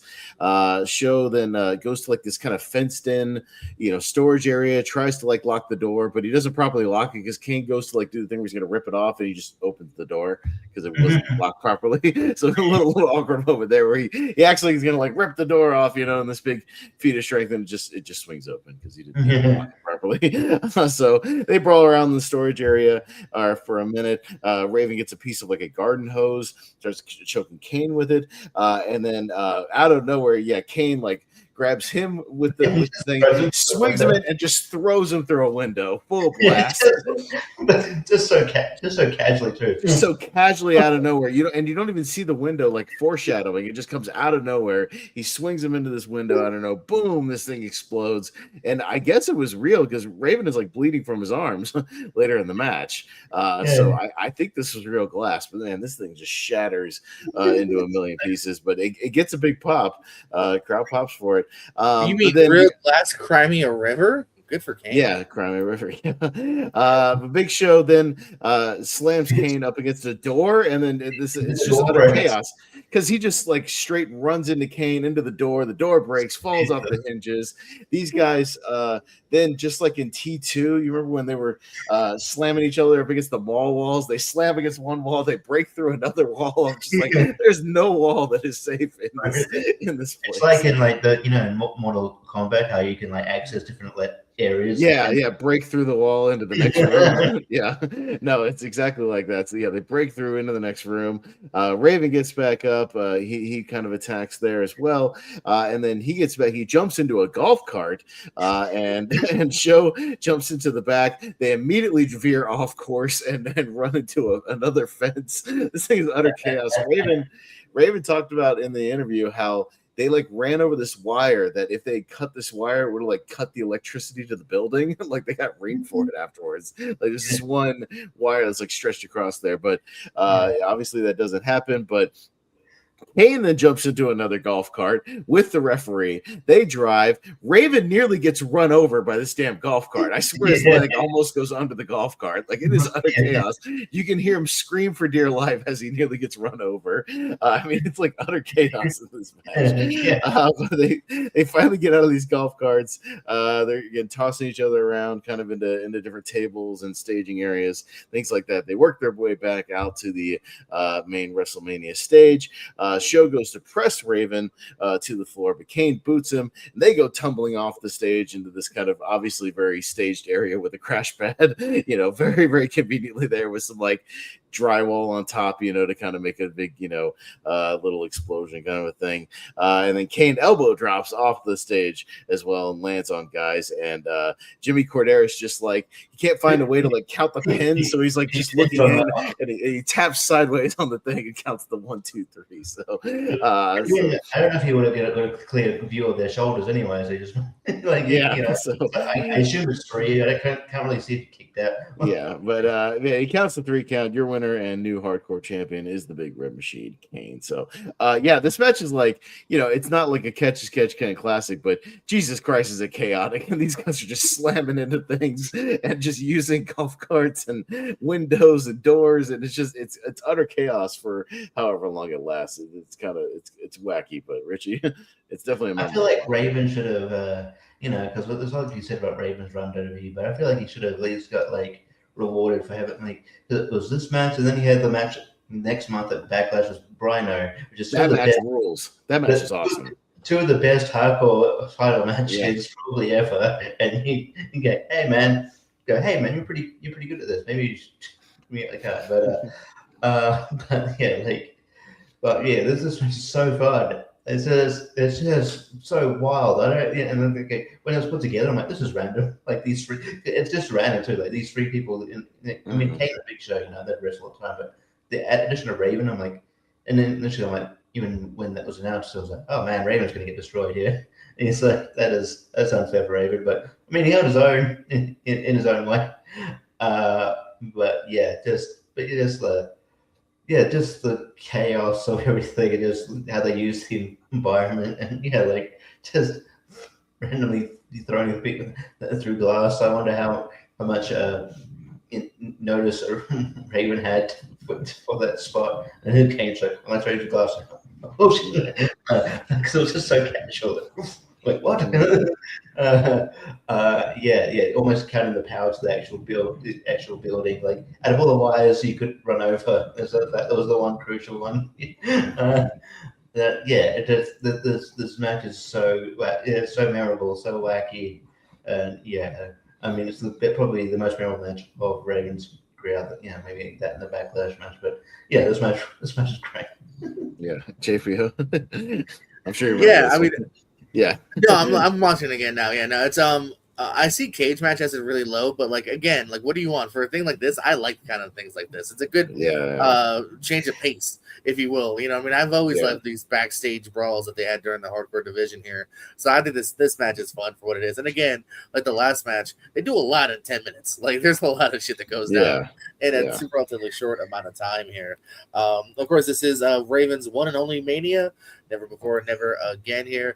Shout out to Kane, though, man. Some fun stats for Kane. He's number one when it comes to consecutive manias.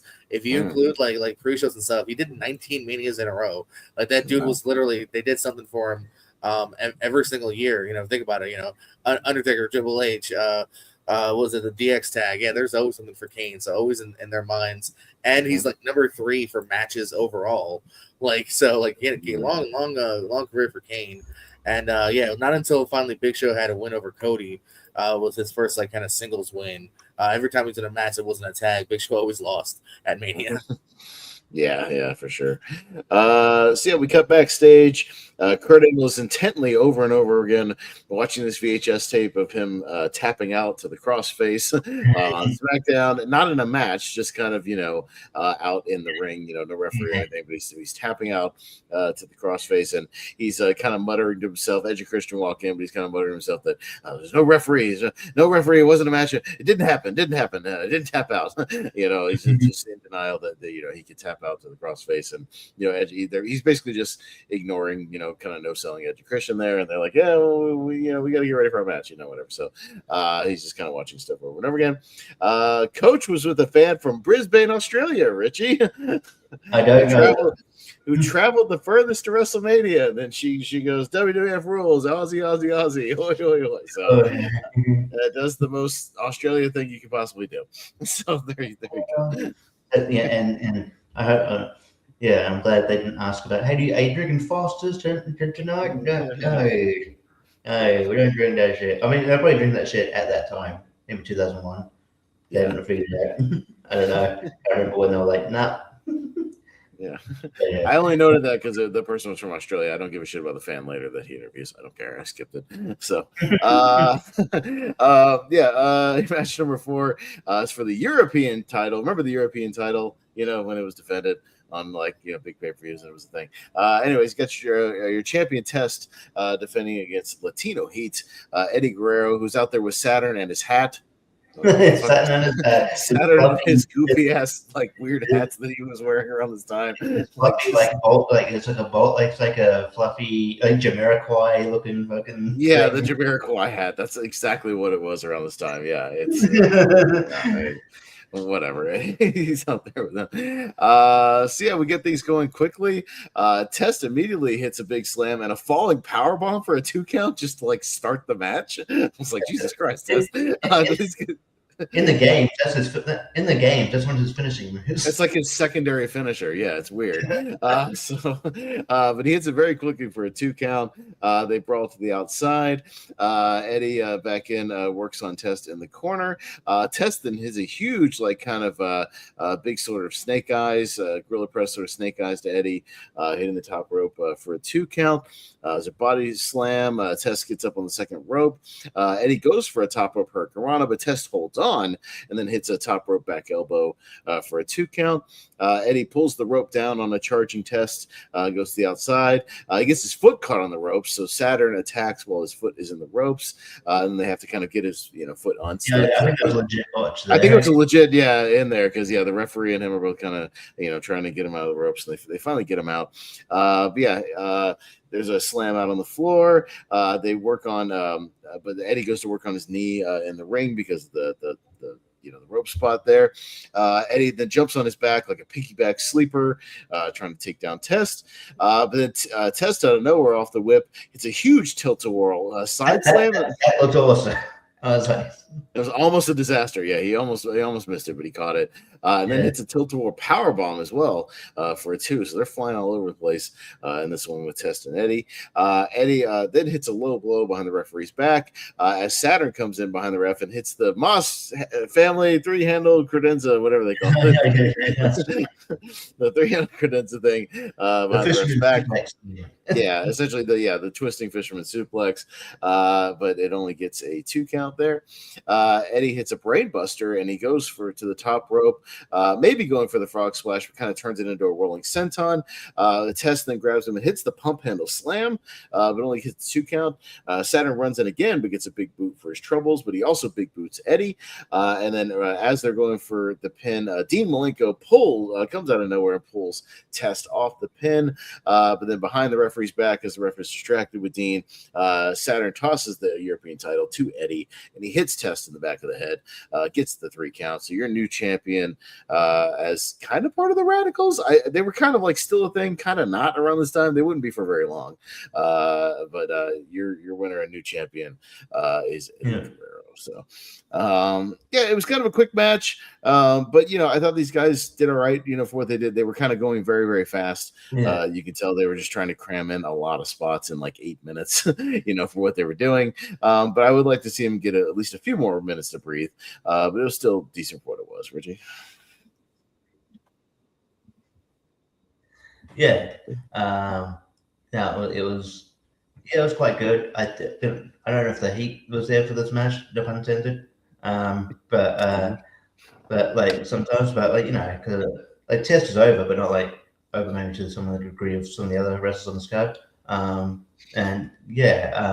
But I still enjoy it. I still enjoyed the match, and I always liked Test as a big man. And I think he should have maybe at least won like the ECW title when it was ECW. I thought I don't know. I thought there was he had a lot of upside. I don't think that was ever his potential was ever reached. I thought the match was good. And that tilt-a-whirl was a bit scary, but it actually ended up looking cool. That was a good spot. Decent match. Yeah, not bad, JPO.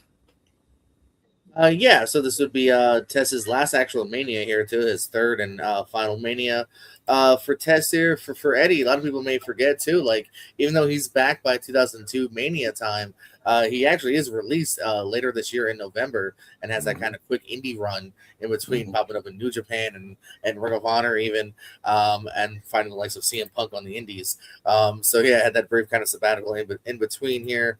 Otherwise, decent mid card. I kind of miss the European title, but I guess now we have titles anyway. All right. We Michael Coles with referee Mick Foley, who's going to be reffing the street fight between Vince and Shane McMahon. Asked if he could be an impartial referee, despite what Vince McMahon did to him, firing him as the commissioner and blooding him up and whatnot. But he says, despite all that, he's going to be an impartial referee. He's going to call it right down the middle, and he's going to do it right here in Houston, Texas. Cheap pop. Of course. Thumbs up. So right there. And we lead into our next match. Match number 5, Kurt Angle versus Chris Benoit. I always look forward to these because obviously these guys have great chemistry in the ring. Nothing on the line here. No stipulations. Just a straight up wrestling match between these two guys. Kurt comes out. He gets on the microphone. He kind of runs down, Texas. He's not a fan. All you Texas I actually like that, guys. I actually love this promo. It made me laugh so hard, and it still makes me laugh hard to this day. He goes, "One other thing, people. Lose a freaking cowboy hat. You're not 7 years old anymore." You're not 7 years old, people. Yeah. He's so good. He calls them a bunch of Texas hee-haws. He's just so matter of fact. It's funny. Like just the way he says shit. So he's like, you got 1 star on your flag. You're missing 49 other ones. It's very silly stuff. He's my favorite wrestler of all time. That's why I think he's the best. So yeah, no, they get right to it here. As both guys, from what I understand from Kurt Angle when he used to talk about his matches with Benoit, they just wrestled for like the first 5 minutes every match. They would just wrestle like for real because Kurt Angle would hit these like crazy, quick like amateur takedowns on Benoit, and then Benoit would kind of wrestle him on the mat. They trade kind of submissions and all, but they would just like kind of call it on the fly, just just sort of get in there and work and wrestle, and they'd kind of reset, do some more takedowns, do some more wrestling. That's mainly the first kind of 3 or 4 minutes of this match is it's just a lot of wrestling, back and forth counters, takedowns and whatnot. But the crowd's into it. The crowd is very much into this match. They're appreciating the wrestling that's going on. So yeah, they finally get some counters and whatnot. Benoit tries for the crossface after a minute or two here, and Angle gets to the ropes. The story is that Benoit eventually kind of gets advantage on Angle, and he's able to kind of get the crossface a couple of times, and Angle gets frustrated that Benoit's out wrestling him, so he just flat out just levels Benoit with a big forearm and kind of knocks him out and kind of turns it into a brawl instead of a wrestling match. They brawl on the outside. He sends Benoit into the steel steps very, very hard. Back inside, it's a snap suplex for 2, back suplex for another 2, elbows his head on the apron there, kind of on the outside. Benoit tries to fight back with some hard chops, but Angle counters with an overhead belly-to-belly suplex and another one to follow it up for a 2 count. Benoit is able to get a short arm clothesline trying to fight back. They trade shots in the corners. There's a quick elbow for a 2 count as well, as these guys are just fighting back and forth. It's very intense. There's a top row big superplex with both guys going over, and Benoit gets a 2 count on Angle after that. Starts to hit the rolling Germans. He goes for a 3rd one, but Angle counters and tries to get the ankle lock, but Benoit was able to counter that and puts Kurt Angle in the ankle lock. So he's got him locked in the ankle lock as he gets to the ropes there.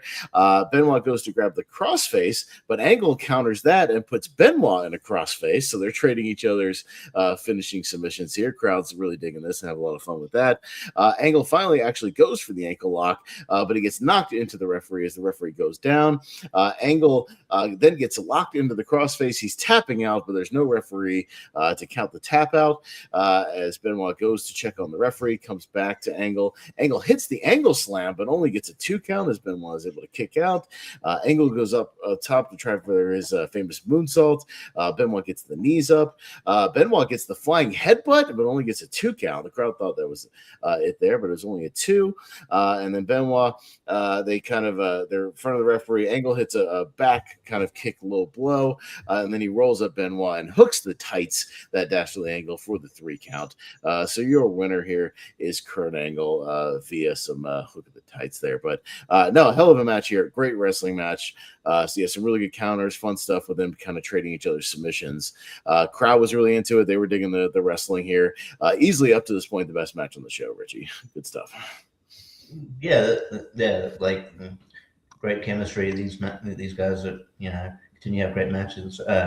Former tag champions, by the way. They were SmackDown tag champions. I think that might have been the first SmackDown tag champions. I don't know. JP looked that up. But yeah. What was the question? I was listening. I said they might have been the first SmackDown tag champions, but I wasn't sure. I knew they were champions like. Oh yeah, I'll go ahead and say yeah. Yeah. Is that just save you looking up? No. But I'm saying as a WWT from a world champion, I'm gonna say yes. Oh, okay.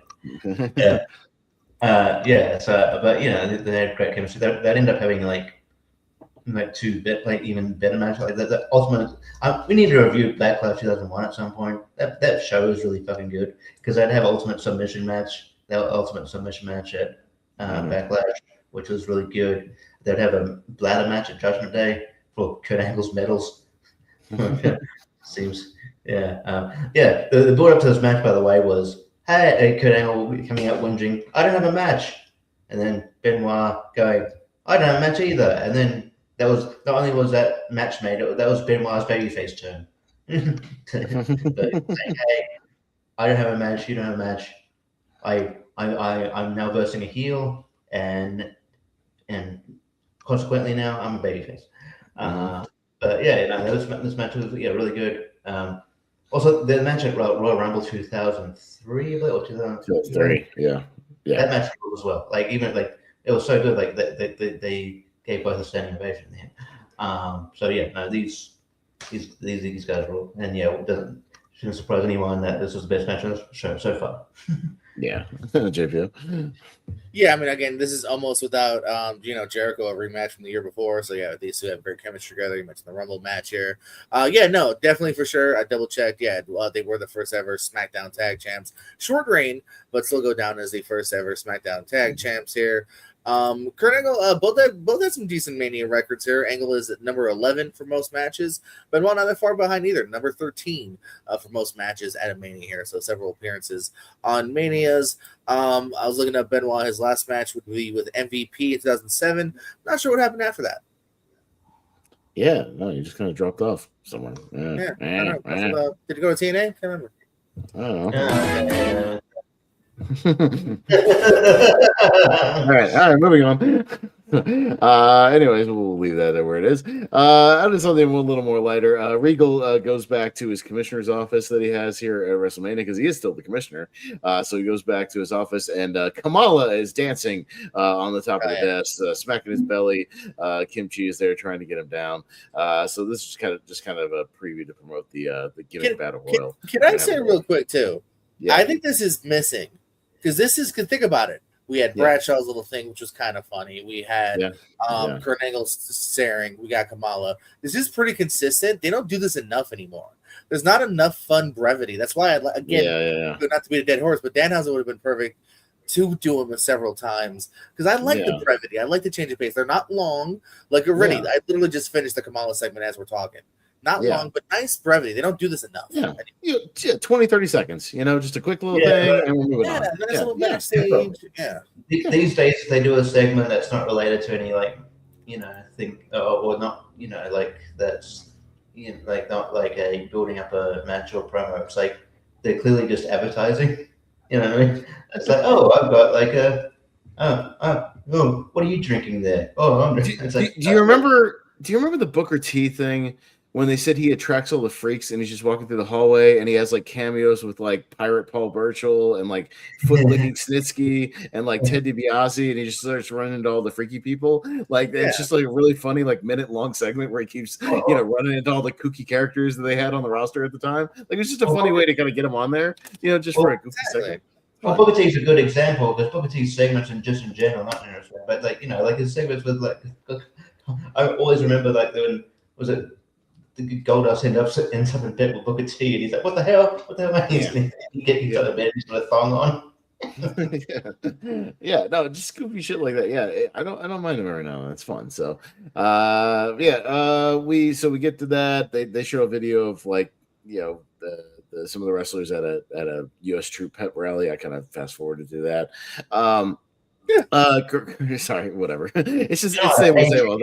They go there, they do the troop thing, they sign autographs, they type. No, honestly, and like not in a mean way. Like I'm so glad they do this. But at the same time, once you've seen this segment once, you've seen it 100 times. Because WWE loves this. WWE, no offense, loves to make themselves look good.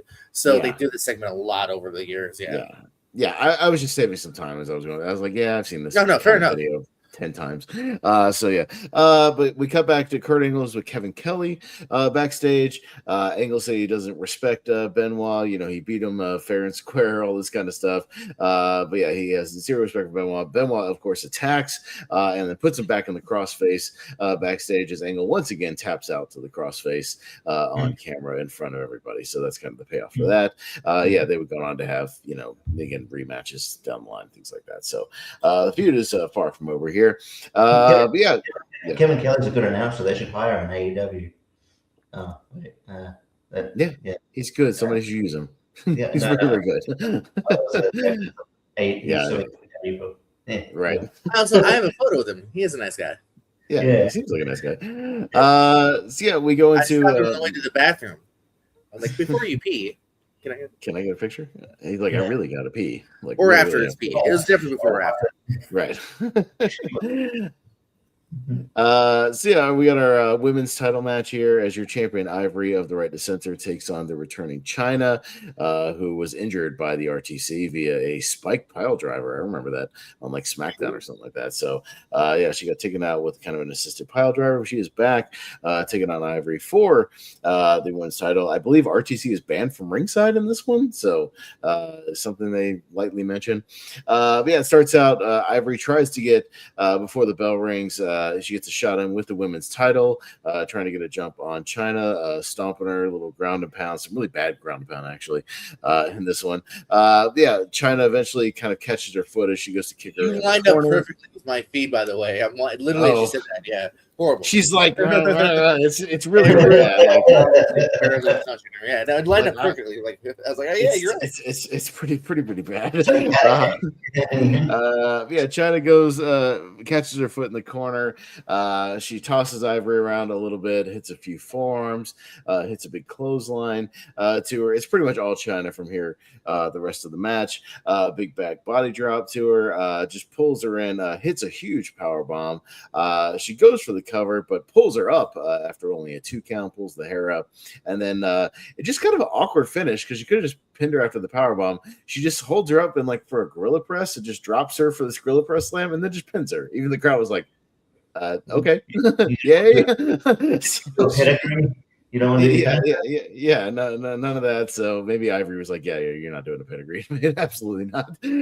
So yeah, gorilla press slam, gets the 3 count, but she wins the title. Your new champion is China, and I believe she wasn't around for very much longer after that. I'm sure JPO could tell us how long. I think it was only a couple months. Like she's gone by like I believe JPO can take this, but everything right. I think she only defended it once, and that was at Judgment Day against Lita, and that was pretty much also a squash match.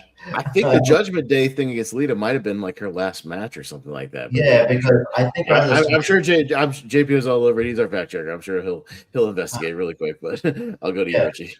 Around this time, I think she found out that Triple H was maybe actually with Stephanie.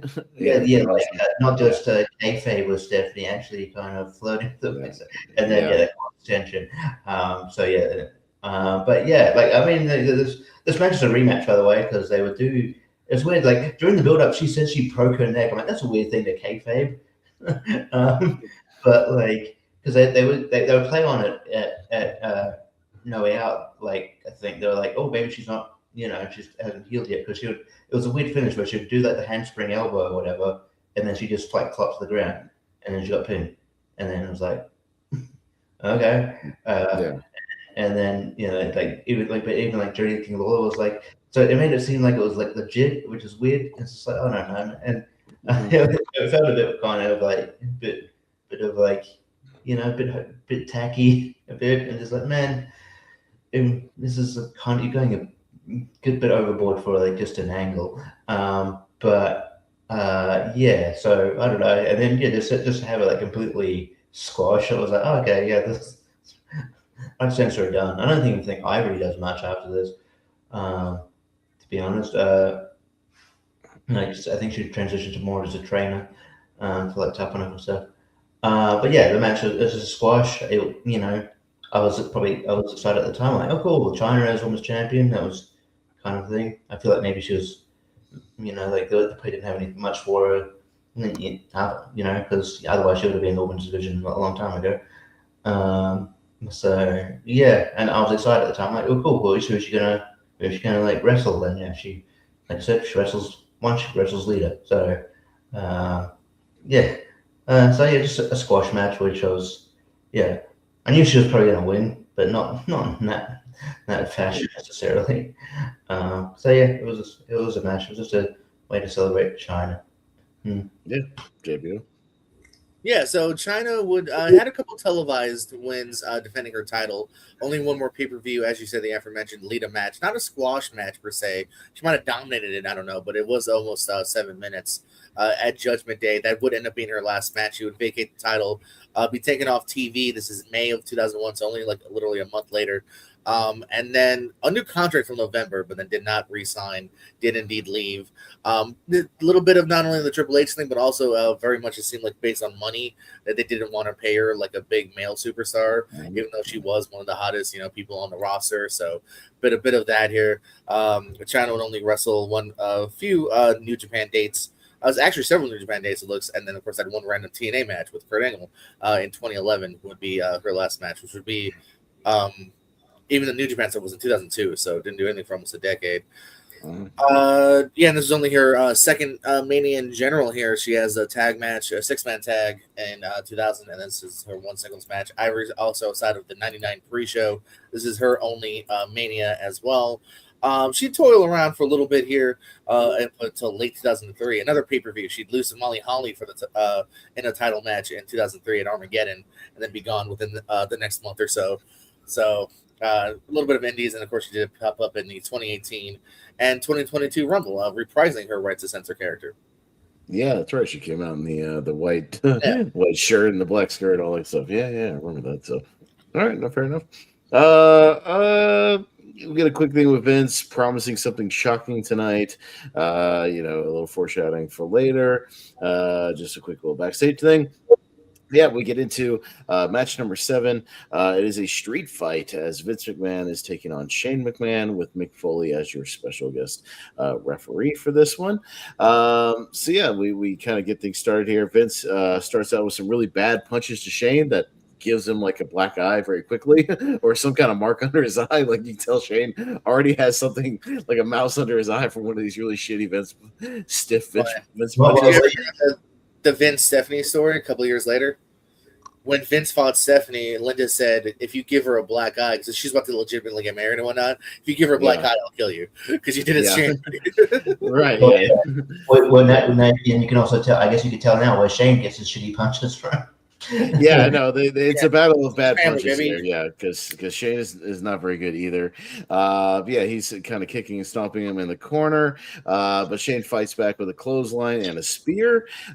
Stephanie then rolls in, and the first of several.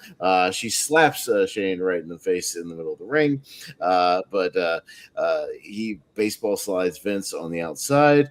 It gets one of those kind of signs that at Backlash 2001 they did the same thing. The one that was like, do not stand or something signs. It's attached to the barricade, and he hits Vince with it a couple of times. Yeah, they do the same spot in the Rhino Raven thing next month.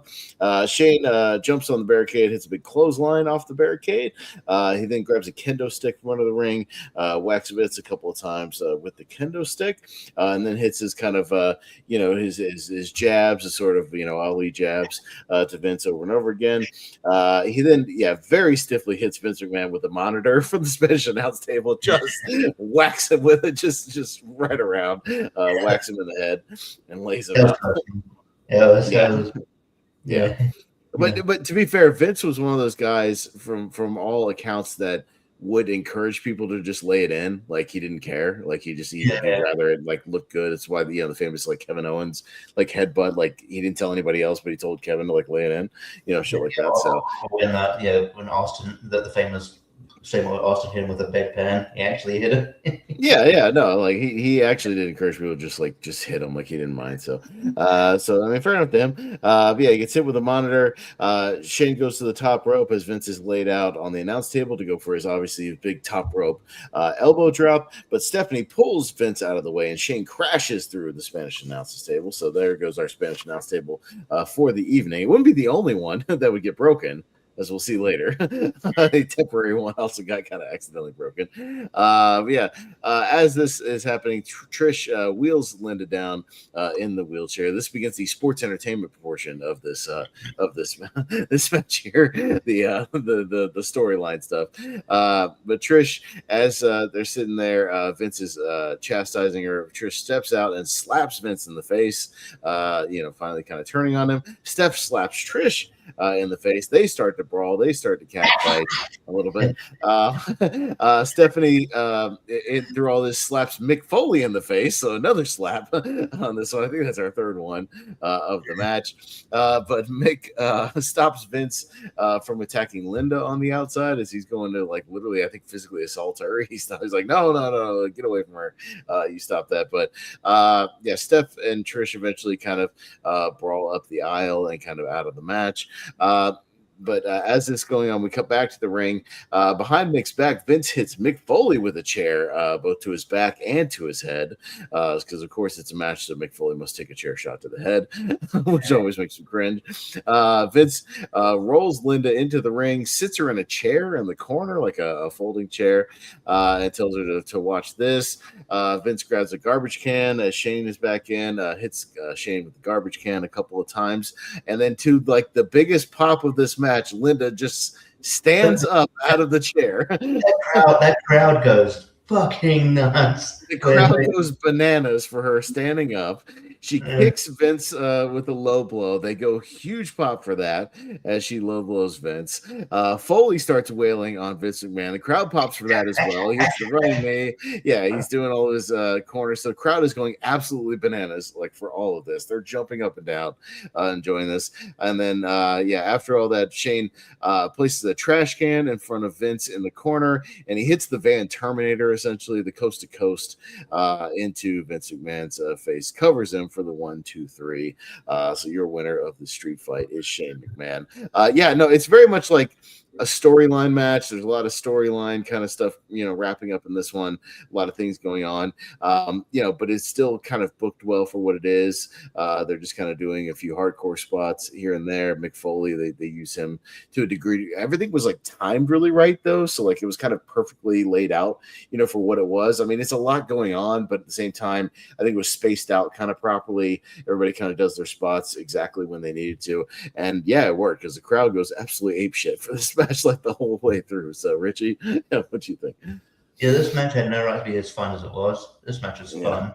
It reminds me of how the month before, Stephanie and Trish had a match, which is like, oh, this match is going to stink, and because they booked it well, it was actually fun. It's actually good. This match was well booked and it was fun. And I didn't really have a lot of access to ECW, so I didn't really see much of the Van Terminator. So when he did the coast to coast, I was like, holy shit! Shane could pull out some he's not an athletic guy, but he could surprise you sometimes. You're like, so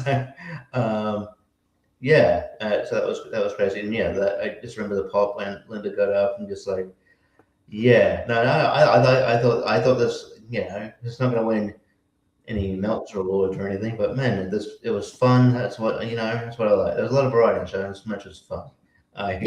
It's all sports entertainment, but it's kind of perfect sports entertainment for what it is. Yeah. JPO, any thoughts on this one? I'm sure you remember this one. Yeah.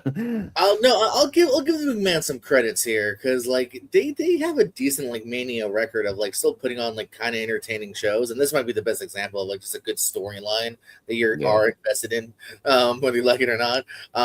Because even Shane, I would usually get mad at because taking Mania spots, but sometimes they ended up all right. Both men have several Mania appearances. Shane, again, not that far down from even Benoit. I think it's the 14th most matches because Shane had several matches throughout the years. European title match with X-Pac. This would be his second. Hell in a Cell with Undertaker. Remember that? I do have a gripe, though. Cage match and other people, they don't count the match with The Miz that Snoop Dogg came into. The bell rang with Shane. You can call it a no contest. You could call it a triple threat, but it still counts. It should be under Shane's record, is all I'm saying. Yeah. The bell rang with Shane in there. So I don't know why that's not on his cage match. I think it should be. That's just a weird, nerdy nitpick. Vince would lose every match except for his last one with Pat McAfee, which will go down as Vince's last ever match. Maybe. We'll see. Never say never.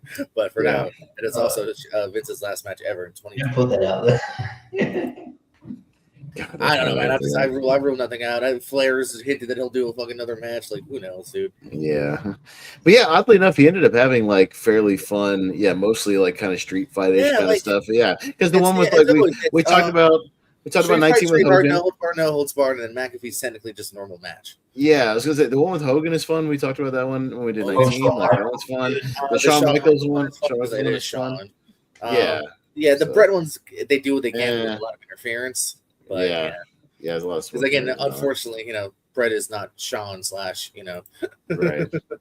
Hell, even Hogan at that point. Even Hogan in 2003. Yeah, Brett's not even an 03 Hogan level. Right. Yeah. No. 100%. But we move on to one of the big highlights that people still talk about from the show is it is time for TLC 2 here. A rematch from SummerSlam the year before. Edge and Christian taking on the Hardys, taking on the Dudleys. Kind of crazy that most of these teams and our people are still active to this day, 25 years later. That's kind of insane to think about. Literally, Edge and Christian. Edge and Christian in what? Basically 9 days are going to be like almost headlining a pay-per-view for AEW. The Hardys still champions. Tag champions. Yeah. Bizarre. So kind of crazy. The Hardys won our tag of the year last year. Yeah. So, kind of crazy, but to think about 25 years later, we get these things started. There's plenty of tables and ladders and chairs available all around ring. So they're up and down the aisles too. Like they don't even get to most of them. They're like lined up all the way down this long ass rampway. They really went all out for this one. They all kind of brawl in the aisleway to get started. There's a big flapjack to Christian on the inside, poetry in motion to the Dudleys in the corner. Edge and Christian, they do a spot where they hang Matt in the tree of woe, and they both just stand on his balls in the corner. Which think about fast forwarding a little bit, think about what Edge, did with Lita. That's kind of a dick move, don't you think? But I'm surprised that Matt went on to have like 5 kids. He must have like some powers. I guess. So there's a drop toe hold into a chair on Jeff. Matt goes to kind of climb up the ladder just a few steps. Edge steps up and clotheslines him off the side of the ladder. Jeff step up drop kicks Edge off of his climb to the ladder. There's a baseball slide. They slide a ladder into the face of the Dudley boys who are trying to bring a ladder into the ring. Both Matt and Jeff set up some kind of dueling ladders. They hit their splash leg drop combo off the ladder to Christian. And inside the ring, Edge is laid out. The Dudley boys slam him and hit the wise up to Edge. Wise up. So always gets a good pop. It's time for Devon to get the tables. There's kind of a funny spot where there's tables everywhere, but Devon still goes to like look under the ring for up. Even though there's like tables everywhere. So he eventually just kind of quickly folds one up and throws it in the ring. Just a funny little moment. So he gets 2 tables into the ring. He props one up in the corner. There's one in the center. Edge gets laid out on the table, and then Bubba power bombs Jeff Hardy onto Edge onto the table. So kind of that looked like it looked like it really sucked just getting Jeff Hardy just slammed into your guts. That kind of sucked. On the outside, the Dudley boys stack up a double stack of 4 tables onto the outside, kind of near the entrance ramp. Inside, a bunch of ladders get set up. All the guys go to climb the ladders, and they all go tumbling down kind of one by one. Christian takes the nastiest bump. Like they do the Wile E. Coyote cam is what Jerry Lawler used to call it. He goes like off the ladder and just tumbles to the outside, straight over the ropes. Like doesn't even catch the ropes on the way down. Just straight falls. That had to suck. Like really, really suck. Props to Christian because that was like a scary fall when you see it from that angle, especially. Really nasty stuff. And through all this chaos, Spike Dudley runs down to the ring here to assist the Dudley boys. I still call it the acid drop. I know some people call it the Dudley dog, but he hits the acid drop to Edge, kind of running up the ladder and hitting one. Then Christian is on the apron. There's a table on the outside. He runs up the turnbuckle on the inside, hits the acid drop to the outside through the table with Christian. That's a great spot. Really, really good spot there. Very, very kind of ECW there. Crowd pops big for that one. Rhino then runs out here to assist Edge and Christian. He does kind of a twisting arm thing to Jeff, and Jeff takes a nice little kind of flip bump off the ladder. It's kind of a cool little quick spot that really works. He gores Bubba in the middle of the ring, and then turns around and gores Matt Hardy through that corner table. So a big gore for Rhino through the table. Lita then runs down as we got a third person here to assist the Hardy Boys. Rhino goes to Gorilla Press her in the center, but Spike gets a low blow onto him, and then eventually Lita gets the big Hurricanrana onto Rhino. Spike brings in a chair, hits Rhino with a chair.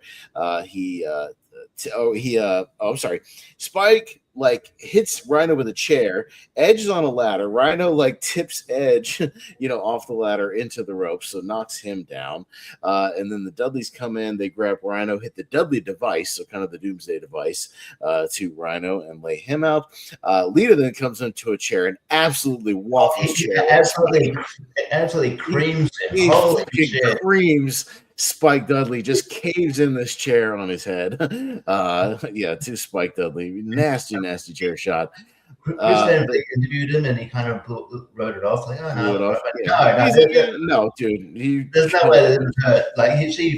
She could put a full force into that. Holy shit. Yeah. Oh man. She then takes kind of starts ripping her tank top off, but turns right around and catches a 3D from the Dudleys, so she is out of the picture here. And then there's some chair shots to the Dudley boys from Edge and Christian. Jeff sets up a huge ladder on the outside, kind of the super ladder, if you will. Rhino and Spike Dudley are laid out across two different tables. He swantons both of them off the ladder. Again, it always wasn't ever actually like a leaping swanton. He usually just kind of fell, forward, kind of flipped off of it. But Spike again just gets crushed on this Man, when they show the angle from the front, he just gets obliterated right through this damn table and squashed right in front of there. So again, Spike taking a lot of punishment here. He gets the swanton off the ladder. There's 4 ladders lined up in the middle of the ring. Christian and Devon then climb up, and they're both hanging from kind of the cable that's holding the tag team titles there. Devon drops down, and then Christian eventually drops down. Jeff tries to walk across the ladders. He can't quite do it. He almost has it. He gets the first one. He tries to walk across the second one and kind of wobbles and falls. But he quickly kind of climbs up there, kind of trying to save face. So he eventually gets up. He grabs a hold of the cables and he swings for a second. Eventually hooks his legs around the ladder and goddamn, in one of the greatest spots to this day, I think maybe in wrestling history. I still cringe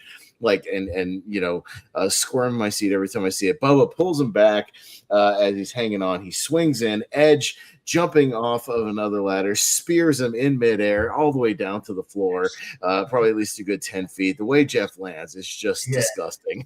Just almost sideways. It's so perfect. It's just a perfect spot. Just perfect. The timing you have to do to get that right, the precision, I don't know, man.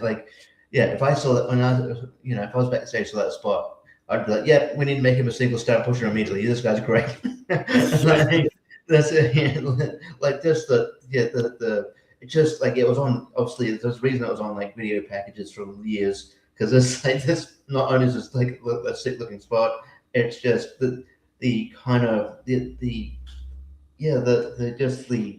timing of the spear, the angle that Jeff lands, the height of it, everything they do with the spot, bing, bang, boom, is perfect. It's just absolutely perfect. They couldn't nail this any better if they did it 10 more times. Yeah, it's one of my favorite spots all the time as well. I love this spot. I was like, man, It's still, an incredible spot. Crowd goes bonkers for it. And then right after that, we don't even get much downtime. Matt and Bubba are up on climbing the ladder, and Rhino pushes the ladder over, and they go flying off the ladder through those 4 tables that were set up earlier. Again, the crowd huge pop for that one as well. And then sort of the finish of the match here, Devon and Christian are climbing up, but they get ambushed, and Rhino sort of boosts, Christian up underneath them, boosts him up the ladder, and he was able to retrieve the belts for the win. So your winner of TLC 2 is Edge and Christian. But yeah, Richie, one of my favorite matches of all time, period.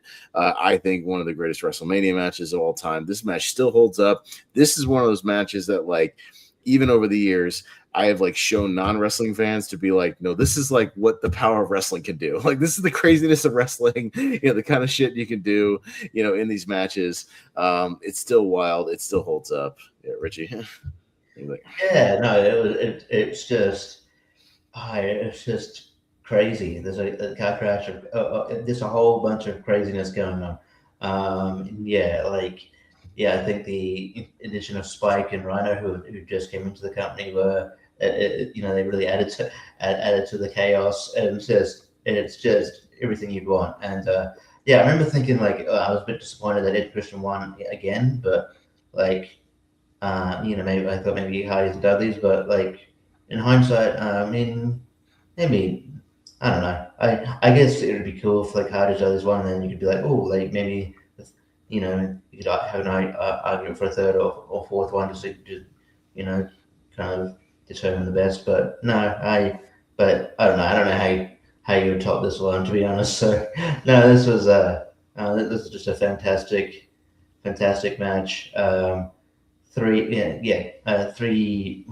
surefire. I mean, one team's already in the Hall of Fame, but other two surefire Hall of Fame teams.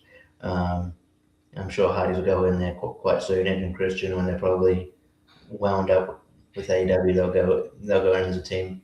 And this is the reason why there's just such good chemistry, and the stories behind the matches too. They just built such a bond, and it's so good. So it worked so well. That spear spot is the best spot I've ever seen to this day, and I've seen a lot of shit. I watch Darby Allin matches, so they were fantastic.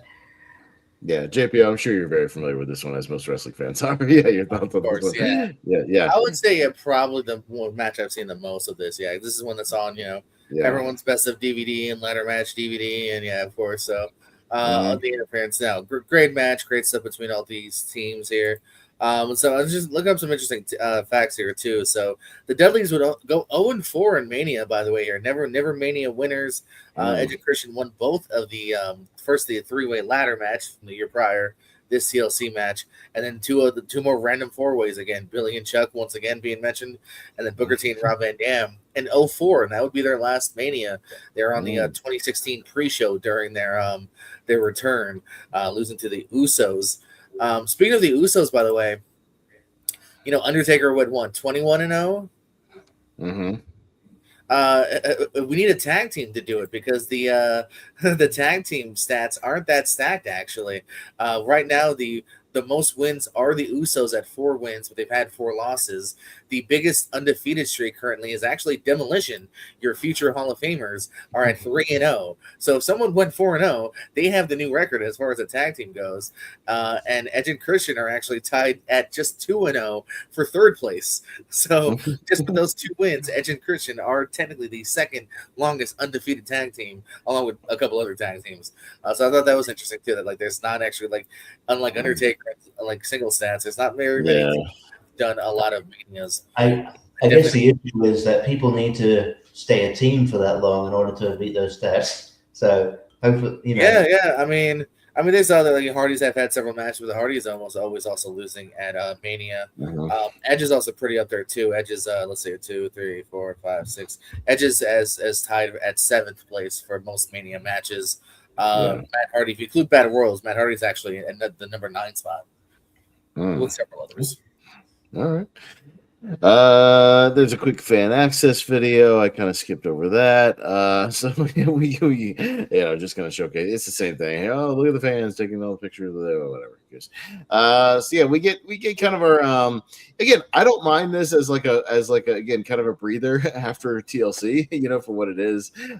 So we get our gimmick battle royal because most of this the entrances last longer than the actual match. I'm like 99% sure. The entrances last about 10 minutes, and the match is about 3. So yeah, we get Gene Okerlund and Bobby the Brain Heenan coming out to do commentary, guest commentary for this match. So always fun to see those guys together. Heenan drops a couple of good lines here and there. Yeah, your order of the entrance here. We've got the Bushwhackers coming in into the match. We got Duke the Dumpster Drossy coming in. We got the Iron Sheik and Bobby the Brains Heenan. Great all-time liner of by the time the Iron Sheik gets down to the ring, it'll be WrestleMania 38. That's pretty great. They paid that off by having him at WrestleMania 38 because I think he was still alive at the time. Yeah, they could have paid that off. That would have been very funny. Yeah, you get Earthquake coming in, the Goon, Doink McCloud. The Goon. The Goon. Well, yeah, no, I could actually say it how I've seen this match so many times. I could repeat how Howard Finkel announces each one of these guys. Doink. The clown, the Yukon and giant Kamala.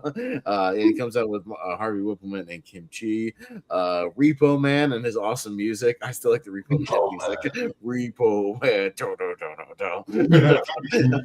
that's great. James E. Cornette, aka Jim Cornette, who I'll talk about Cornette in a minute here because he's told a story about this match. Nikolai Volkov enters the match. Michael P.S. Hayes playing a little bad Street USA. So yeah, no, still got the move, still dancing around. The one-man gang enters the Gobbledygooker. So you can't actually draft the Gobbledygooker as we did in our bad draft because this is a match. So technically, Gobbledygooker had a match, like at the actual Survivor Series. So comes in, they play a little video, flashing back. Hector Guerrero in the costume, I wonder. Yeah, I'm not sure. But Tugboat enters the match. The biggest pop in the entrances, fucking Hillbilly Jim comes out. It's awesome. If you watch it on the DVD, it's uncensored. I think if you watch it on the streams, they censor the music, but it's the "Don't Go Messing with the Country Boy" song. That song rules. It's great. Don't go messing with a country, but he gets a huge pop. It's great. Crowd singing along with it, having a little fun. Brother Love comes out. I love you. And then Sergeant Slaughter, the final man, to enter this one. I didn't recap any of this because there's really no action at all. It's just like one guy getting dumped after another. However, if you go and watch this match, watch the upper left corner, and Cornette has talked about this. Him and Tom Pritchard, Cornette and Brother Love, are having the fucking match of the year candidate in the left corner of the turnbuckle. They are going fucking ham on each other because Cornette has talked about he grabbed the nearest guy that he knew that he kind of like worked with or knew he could work with. They get in the corner and just start trading punches and like racket shots and stuff, and they are selling the shit out of it every single time.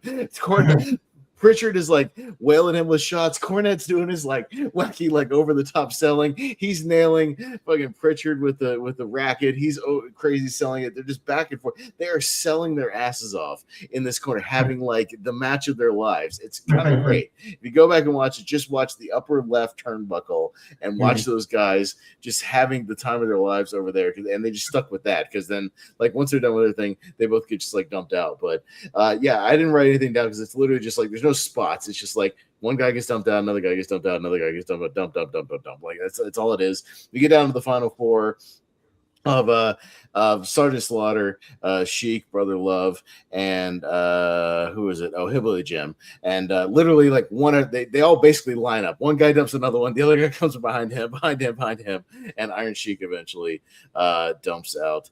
I believe it's Hillbilly Jim for the Sergeant Slaughter. Sergeant Slaughter for the win. Yeah. And Iron Sheik was the guy who couldn't take a bump.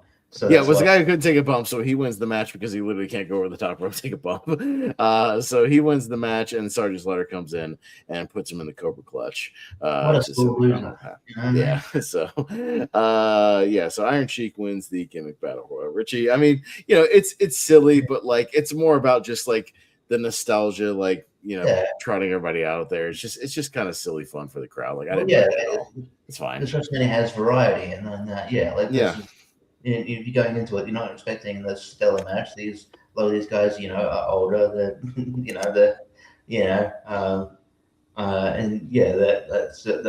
not gonna be. It's just gonna be for fun, and I think Heenan and Oakland on commentary makes it because they're really fun here as well. Surprised that he unfortunately after this, I think he was actually secretly going through health issues at the time, but I didn't know that at the time. I was surprised that after this they didn't actually offer Heenan a job or anything. Mm-hmm. I would have loved to see Heenan on color commentary, but I didn't realize he was going through a lot of health things at the time. He was on fire here, and it's just a fun time. It's sometimes you have to turn your brain off, and just have fun. Treat this match like a Fast and Furious movie. Yeah, and it's not like they went out there again and had a 15-minute battle royal. It's like 3 minutes. It's toss, whatever. No big deal. So, JPO, any thoughts on the gimmick battle royal here? It's fun for what it is. Oh, absolutely. So the other couple things I know from history too is there was rumors that this was not going to happen. Like this might have been an April Fool's joke. Don't forget this was April 1st. That there was rumors they're not going to actually do this, are they? But they did. Supposedly they wanted Akeem, not One Man Gang, because don't forget, One Man Gang is not really too much of a WWF alumni. Akeem has has had more Mania moments, but I guess he just didn't have the gear in time and was like, I got a T-shirt and my One Man Gang gear, so they kind of had to force One Man Gang into that because they wanted the African dream. I go back and watch the Akeem thing that we watched with you WrestleMania 5, his backstage where he's just literally just doing this the entire time. It's just the entire time. It's funny. One of my favorite 8x10s is an Akeem 8x10 time. Not only is this, as you kind of alluded to, by the way, this is the only match of the Gobbledygooker's career. Again, he's draftable on wrestler list because of this one battle royal. Otherwise, he would just make appearances. This is also the wrestling debut at least on WWF television, of one Brother Love, Bruce Pritchard. Never wrestled as Brother Love ever. Until this, and his only other match is technically the APA Barroom Brawl in 2003. Oh yeah, he's in that at the Vengeance pay-per-view. So he's hanging around in that. Let's see, I forgot what else I was looking at. A couple people had a few Mania moments. Obviously, this was technically the Mania debut, of course, of the Goon and shit. Who never had a Mania moment. Can you guess the two people that actually had 5 other Mania matches? Earthquake? No, maybe? I think he's at 4. Okay, the Bushwhackers? No, they only had 1. Oh shit. I'm looking over the list here. Sergeant Slaughter. Gotta be Slaughter. No. He's at 4 too. He's got the Hogans, the 6 men, and this. Kamala? So I'm Sheik, no? No, Kamala's got 1. Duke Droese? Duke Droese has 0. Volkov. Nikolai Volkov has a lengthy Mania career. 85, 86, 87, 88, and 90. He was on all those Manias. And then also, too, whose music is dope? Hillbilly Jim. Whose other music did you like? Oh, Repo Man. Of course, if you count Demolition. And also the Repo Man. Repo Man did a pop-up in 92. But Demolition 88, 89, 90, 91, then 92 for Repo Man. So those are the ones with the most Mania. I guess if you count Barry Darso matches, not Repo Man matches. Same human same human rule. But it is. Yeah, true. Because Repo Man is only two with this. So right. Yeah, okay, Cornette had a couple random matches with Jose Lothario before this. So Cornette did wrestle first. Right.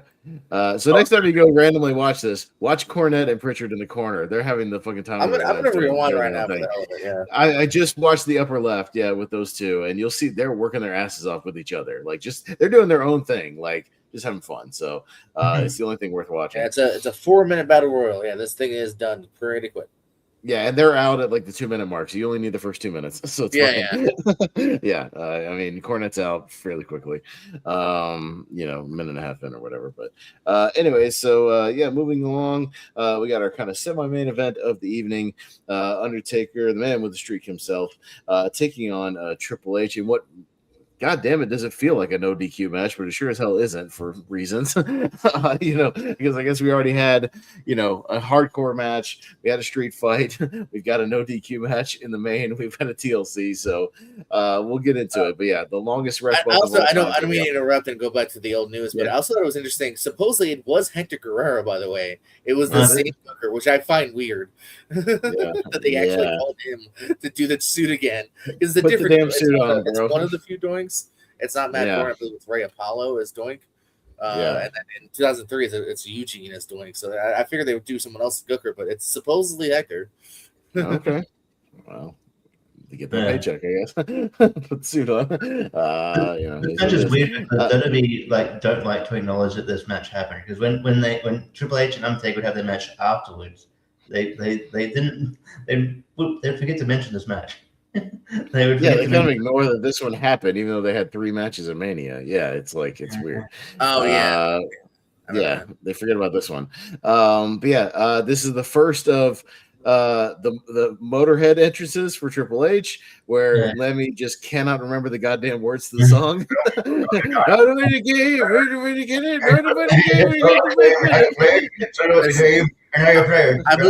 I believe the other story too is he showed up at the very last second, where Triple was like, "Fuck, I guess we gotta not do it," and then Lemmy showed up with the cigarette. All right, we're on. Literally minutes before. Because he's. I mean, it's still them playing, so that's cool. But Lemmy has no idea what the words to the song are, so he's just kind of strumming along, improving. Game, can't play it. So whatever. So yeah, he gets the Motorhead entrance, even though it's a little awkward because he doesn't remember the words. I still contend that Limp Bizkit's Rolling is fucking perfect for Record Badass Taker. I wish they were still using that. Now instead of the Kid Rock song, they could work that out. But yeah, still great. He's using Kid Rock because it's he's just, I don't know. I know Kid Rock is obviously just cementing himself as an ultra conservative kind of dude, but also Undertaker's kind of I don't know. It's maybe because they're friends. I don't know. The Kid Rock song's fine, but yeah, the Roland's better. Yeah, Roland's much better. So yeah, he comes down. We get things started. There's kind of a brawl on the outside. Triple H gets kind of thrown onto the temporary Spanish announcer table, which is just like a regular table, so it breaks immediately. So we technically get 2 Spanish announce breaks this evening, but just with a regular table. They're back in the ring. Triple H hits the high knee off the whip into the ropes. Taker then kind of pounds on Hunter in the corner, hits a back body drop. Shoulder power slam to Triple H. There's a looping clothesline that he does to Triple H there. And Triple H tries to fight back with a neck breaker, but only gets a 2 count. Out on the apron, does this little kind of running elbow to a laid out Taker there. There inside, there's a spinning neck breaker for a 2 count. He gets mad at Mike Chioda, pushes him. Chioda pushes back. There's a face buster to Taker, as Triple H wants to do. Triple H then goes over and he's he goes to grab the sledgehammer. He throws the timekeeper right over the goddamn barricade. I felt so bad for this guy. I don't think he knew this was coming, but he straight up grabs him and just tosses him right over the damn barricade because it looked awkward. Not he didn't take a big bump. He just gets thrown over the damn barricade. I felt bad for that guy. His name was coming. Yeah. But anyways, he grabs the sledgehammer. Chioda grabs it, takes it from him as he's going to swing. But after he swings that, Triple H gets catapulted right into Mike Chioda. And thus, after this catapult, and there's a choke slam to Taker, but there's only a 2 count after the catapult. Oh, yeah, we're not at the ref bump yet. We're getting there. Taker just straight up gets up and decks Mike Chioda and then drops an elbow on him. Just straight up KOs Mike Chioda. Which this absolutely should be when Kyoto wakes up should be a disqualification. Like the bell should just randomly ring. This should be a disqualification. He straight up gets attacked. It's not like he took an accidental thing. He just gets over and whacks him, and thus begins.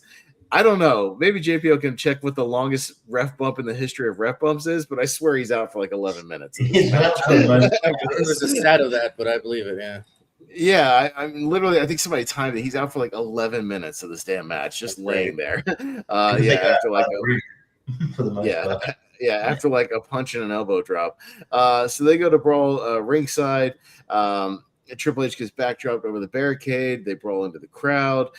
They go up to kind of this Eagle's Nest sort of camera tech area. They're brawling up around in over that.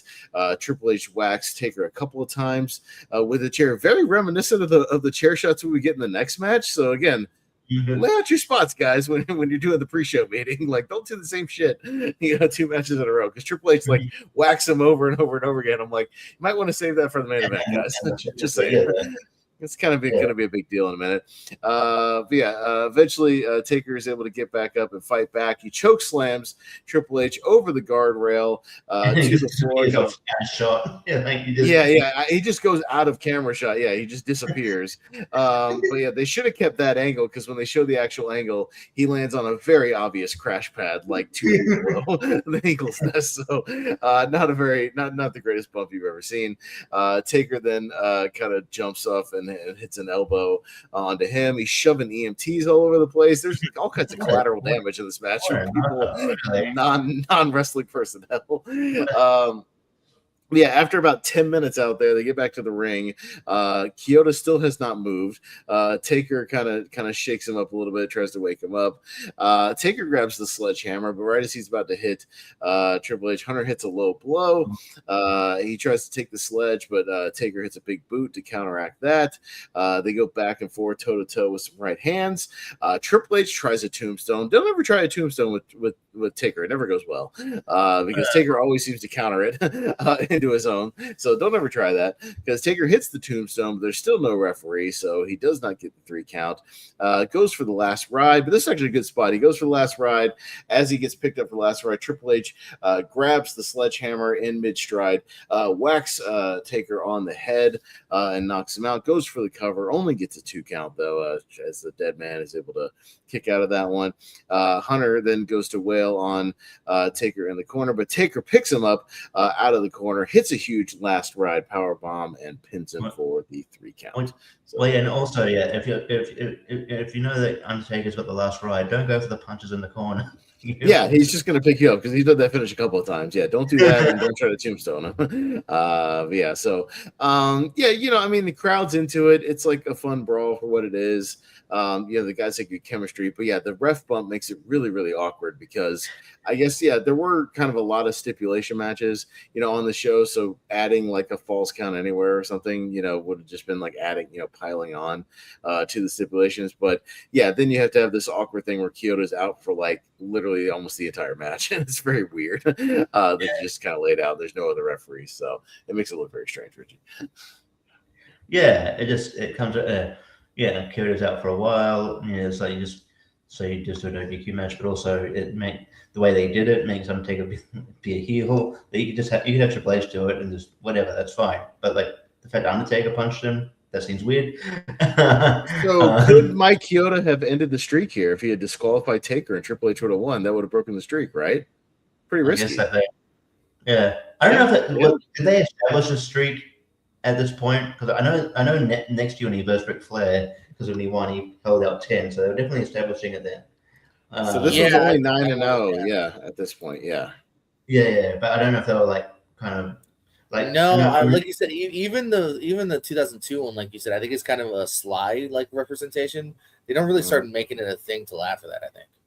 Yeah, like it's a thing. But no, it's probably one of the like just because of the like where he was and the angle, it was probably one of the better sledgehammer shots because he wasn't like, it didn't look like, it wasn't so obvious that he was cupping the thing, but obviously it actually looks better and from the better looking sledgehammer shots, so that was cool. They would have better matches down the road, but like it's not so bad. You don't have to, you can't neglect to mention it. WWE. It's still a decent match. It's still a decent match. Yeah, and it's just something. I guess it's something for these two to do. But yeah, it is weird that Triple H goes, and I guess it's just weird booking because the month before Triple H pinned Austin in the middle of the ring. Well, it's weird all around because I reviewed No Way Out 2001 again with Malcolm, and we've talked about that match on here. Yeah, a month before, Undertaker's in like a 3-way table match with like the Dudleys and like Edge and Christian with Kane, and then like on that same show, Triple H. Yeah, and Triple H pins Stone Cold Steve Austin in 3 Stages of Hell, and then both those guys are just randomly having a match here. Like, there's no build to it. It's like really random. You know what it is? It's Gunther and Seth. Like, it's the top names. We need these guys. Fuck it, this makes sense. Let's pivot here. Yeah. So yeah, I mean, they'd have a dead match down the road because that would make more sense. So yeah, it was fun, but the crowd were into it. But it was good. It's all right. Yeah, JPO. No, I think it's a pretty good match. Again, this is why I think this is regarded as one of the best Manias, because you got stuff like this. You got Angle and Benoit, where again it's just two guys that have good chemistry and fighting each other. So why not? Of course, these are two mega Mania people here. Triple H is tied 3rd place with most wins at 10. He has the 2nd most matches out of anybody. He is also tied for 3rd for most consecutive Manias. And then also tied for 3rd for most main events in general. While The Undertaker, he's number 1, baby, for most matches at a Mania here. He is 2nd place for consecutive, right next to Kane. And because he's got that weird, he's on at, I think, WrestleMania 2000 that he misses, he's also 10th place for most consecutive for the first gap. So 2nd and 10. And then the 4th place for most main events tied. Because he main evented a few times himself. So. Yeah. All right. Cool. We are at it's main event time, and yes, the main event time means we get that awesome, timeless, My Way Rock and Stone Cold hype video, which people still talk about, to this day. Yeah, maybe the best sort of hype video for a match they ever did. Maybe it's certainly in that conversation. Really, really good. Kind of hyping up this match. So good stuff. Go out of your way to watch it. If you've never seen it, you can find it online. Not hard to find. The match is for the WWF title. Your champion, The Rock, taking on Stone Cold Steve Austin, and it is announced as a no DQ match. And Jim Ross notes, where the hell did that come from? Well, we'll probably find out where that came from based on the ending of this match. Who actually added the stipulation, but it gets added. My God, I forgot how hyperkinetic this match is, and I love this match, but I kind of forgot how hot the crowd is for the entire thing, the entire match, and B, how it starts at 100 miles an hour and it just almost never stops. These guys are just going the whole. Austin's a machine in this goddamn match. It's pretty great. He's awesome. So Austin jumps The Rock right during the entrances, gets the crowd going. The Rock is getting booed for most of this match until the end. He kind of gets booed for the first half and then starts to get cheered a little more in the second half. When he's kind of kicking out of kind of everything that Austin's throwing at him, the crowd gets kind of back behind him, but they're fully behind Austin here, the hometown guy. So they're with him to win the title here. Rock, fights back, but Stone Cold hits the Thez press, drops the elbows. Rock fights back with a swinging neck breaker. I mean, they're just going back and forth super fast here at the beginning. They got great chemistry. Rock goes for the rock bottom. Stone Cold goes for the stunner, but both guys get sent to the outside and spill out there. There's a brawl. Again, it's no DQ, so they can kind of do whatever they want. Austin. I think during this brawl, when they're fighting next to the steps, there's I think Earl Hebner tries to get involved somehow, and then The Rock kind of mean mugs him, and Earl Hebner trips over the steps and falls over. Yeah, Hebner trips at some point. Yeah, Austin's flipping him off the entire time. Every time he tries to tell him to do something. So, yeah, it's fun stuff. Rock slams Austin's head at the announce table a couple of times. Rock back inside. Austin fights back with some mud hole stomps. He's choking him on the ropes. Austin gets Rock on top, hits a superplex for a 2 count. Rock fires back with the big flying forearm and the overhead belly to belly for a 2 count. Rock then throws Austin back to the outside. Rock shoves Hebner. I think at this point that's where he said he goes over the step. He's expecting it. He's like, ooh. He goes down over the steps. But during all this, Austin grabs the ring bell and hits the Rock with it on the outside. Kind of busts Rock open a little bit. Rock goes into the table head first. Back inside, there's some rights. Austin's just kind of punching him repeatedly now that he's busted open. Mounts him, hits a couple of right hands there. Austin hits a neck breaker on him for a 2 count. Some more mud hole stomps in the corner. But Rock finally fires back up, explodes out of the corner with the clothesline, make it 2.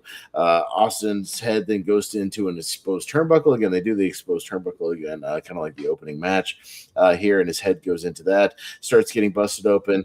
Rock grabs the ring bell and nails Stone Cold with it, a little receipt from earlier. So they're both kind of bleeding here. Both guys busted open. Ringside, now said a couple of elbow drops on the apron to Steve Austin. Rock gets dropped on the barricade. There's a catapult into the post. It's just kind of chaos. Again, these guys are just all over the damn place. It's a really fun brawl. Crowd's into it. Austin hits Rock with a monitor on his head, lays him out, rolls him back in, gets a 2 count, but then Rock catches a stunner attempt and stops it and hooks Austin into the sharpshooter. So again, kind of calling back to that Bret Hart moment. Austin in a sharpshooter, bleeding all over the place. Getting ready to tap here, but he's able to get to the ropes. He tries another sharpshooter, but Austin counters Rock's sharpshooter with his own sharpshooter, so puts Rock in one of his own. Rock is able to flip Austin out of that sharpshooter though, but again he puts the sharpshooter on the Rock, flips off the ref when Rock gets to the ropes, because obviously there's no DQ here. Rope breaks don't count. Who cares? So he flips him off there. He then hooks Rock in the $1 Million Dream, coming back to ringmaster days. So he hooks Rock in that $1 Million Dream, trying to put him to sleep here, but does not get the 3 arms there. But Rock pushes off the turnbuckle, pushes it backwards into a shades of the Bret Hart finish. Almost gets the pin there, but only a 2 count. Back up, Rock hits a Stone Cold Stunner on Steve Austin, but only gets a 2 count. And as these guys are both laid out, Vince McMahon starts to walk down to the ring to a chorus of boos here. Both guys go toe to toe with some rights and lefts. Austin hits a spine buster for a 2, but then Rock, as he comes back up, counter whips Austin into his own spine buster and hits the people's elbow. But right as he goes for the pin, Vince pulls Rock off the pin of the people's elbow there, so he can't get the win. Rock goes to chase Vince around into a little bit, but back in the ring, Austin hits a rock bottom on the Rock and only gets a 2 count. Crowd's popping big for both these guys, kind of yanking each other's finishers here. Austin tries another stunner, but then gets knocked into Hebner, who gets knocked to the floor. Austin hits a low blow on the Rock as things start to get very dirty. Tells Vince to get him a chair. He pushes Rock into Vince, who nails him with a chair shot to the head. Hebner rolls in, but Rock kicks out of the pin from Stone Cold, getting very frustrated here. Austin winds up the chair, but Rock ducks and hits a rock bottom on Stone Cold. Rock then nails Vince on the apron there, but walks right into a huge Stone Cold Stunner, of course, doing the big, sell that Rock always did, the big backflip, into the ropes and whatnot. Big stunner there. Austin goes for the pin, 1, 2, but a kick out, huge pop for the kick out of that one. Good near fall there. Austin then gets frustrated, grabs the chair again, hits a chair shot to the head. He thinks he's got the win. 1, 2, another kick out from the Rock. Crowd is actually cheering the Rock at this point. He's turned the crowd. They're cheering, popping for him kicking out. But Austin's super frustrated now. Vince McMahon grabs The Rock again and just starts wailing on The Rock over and over again. He does the shot straight down into the gut over and over again, wails on him in the legs, wails on him in the back over and over and over again. Probably hits a good, 15 to 20 chair shots, lays the chair down, covers The Rock. 1, 2, 3, your winner and champion, Stone Cold Steve Austin. And my God, does Jim Ross go crazy on commentary as Austin shakes. What the hell is this? What the hell is this? Oh, God almighty, for the love of God, he's shaking hands with Satan himself. He sold his soul to the devil. My God, for the love of Texas, for the love of all that is sacred. Austin, why? Austin, why? It's great. It's really good stuff from JR. This is like the classic JR that we kind of know and love, from the Attitude Era, who just could make these moments really, really special. But yeah, this is the infamous Austin heel turn that he's kind of since regretted doing. But again, to be fair, I like the Austin heel stuff from 2001. I've always defended it, and I think he's really entertaining and really fun and kind of out of his mind. I like the psychotic shit he did in like 2001. I like the stuff with Vince. So yeah, was it good for business? Probably not. I still like it. I still defend it. But he was still very popular at the time. So yes, you didn't need to do this. But regardless of that, yeah, and a fucking hell of a main event. Like just two of the top stars of this business throwing down in a great main event, back and forth with a shocking ending, crowds in the palm of their hands. This is like a 5-star main event if there ever was one. So, but yeah, Richie, what do you think? Yeah, it's my favorite. It's so good. Just got the electricity. You got the crowd at a fever pitch. It's two of the biggest stars of all time, and just having great chemistry with one another, and the build up was great, and you didn't and then the heel turn, which you didn't you don't expect, and I'll defend the heel turn as well. I think it's I think it led to some entertaining moments, but I think the match is fantastic. I think maybe one day it will go into the. One news item we forgot to mention, by the way, this will tie in, is that they're inducting a Hulk Hogan versus Andre match into the Hall of Fame this year, which is interesting because neither man can actually be there to talk about it, but we'll see how that happens. But I'm guessing Austin and Rock might go in there at some point if they're going to continue this, inducting matches into the hall. It's just a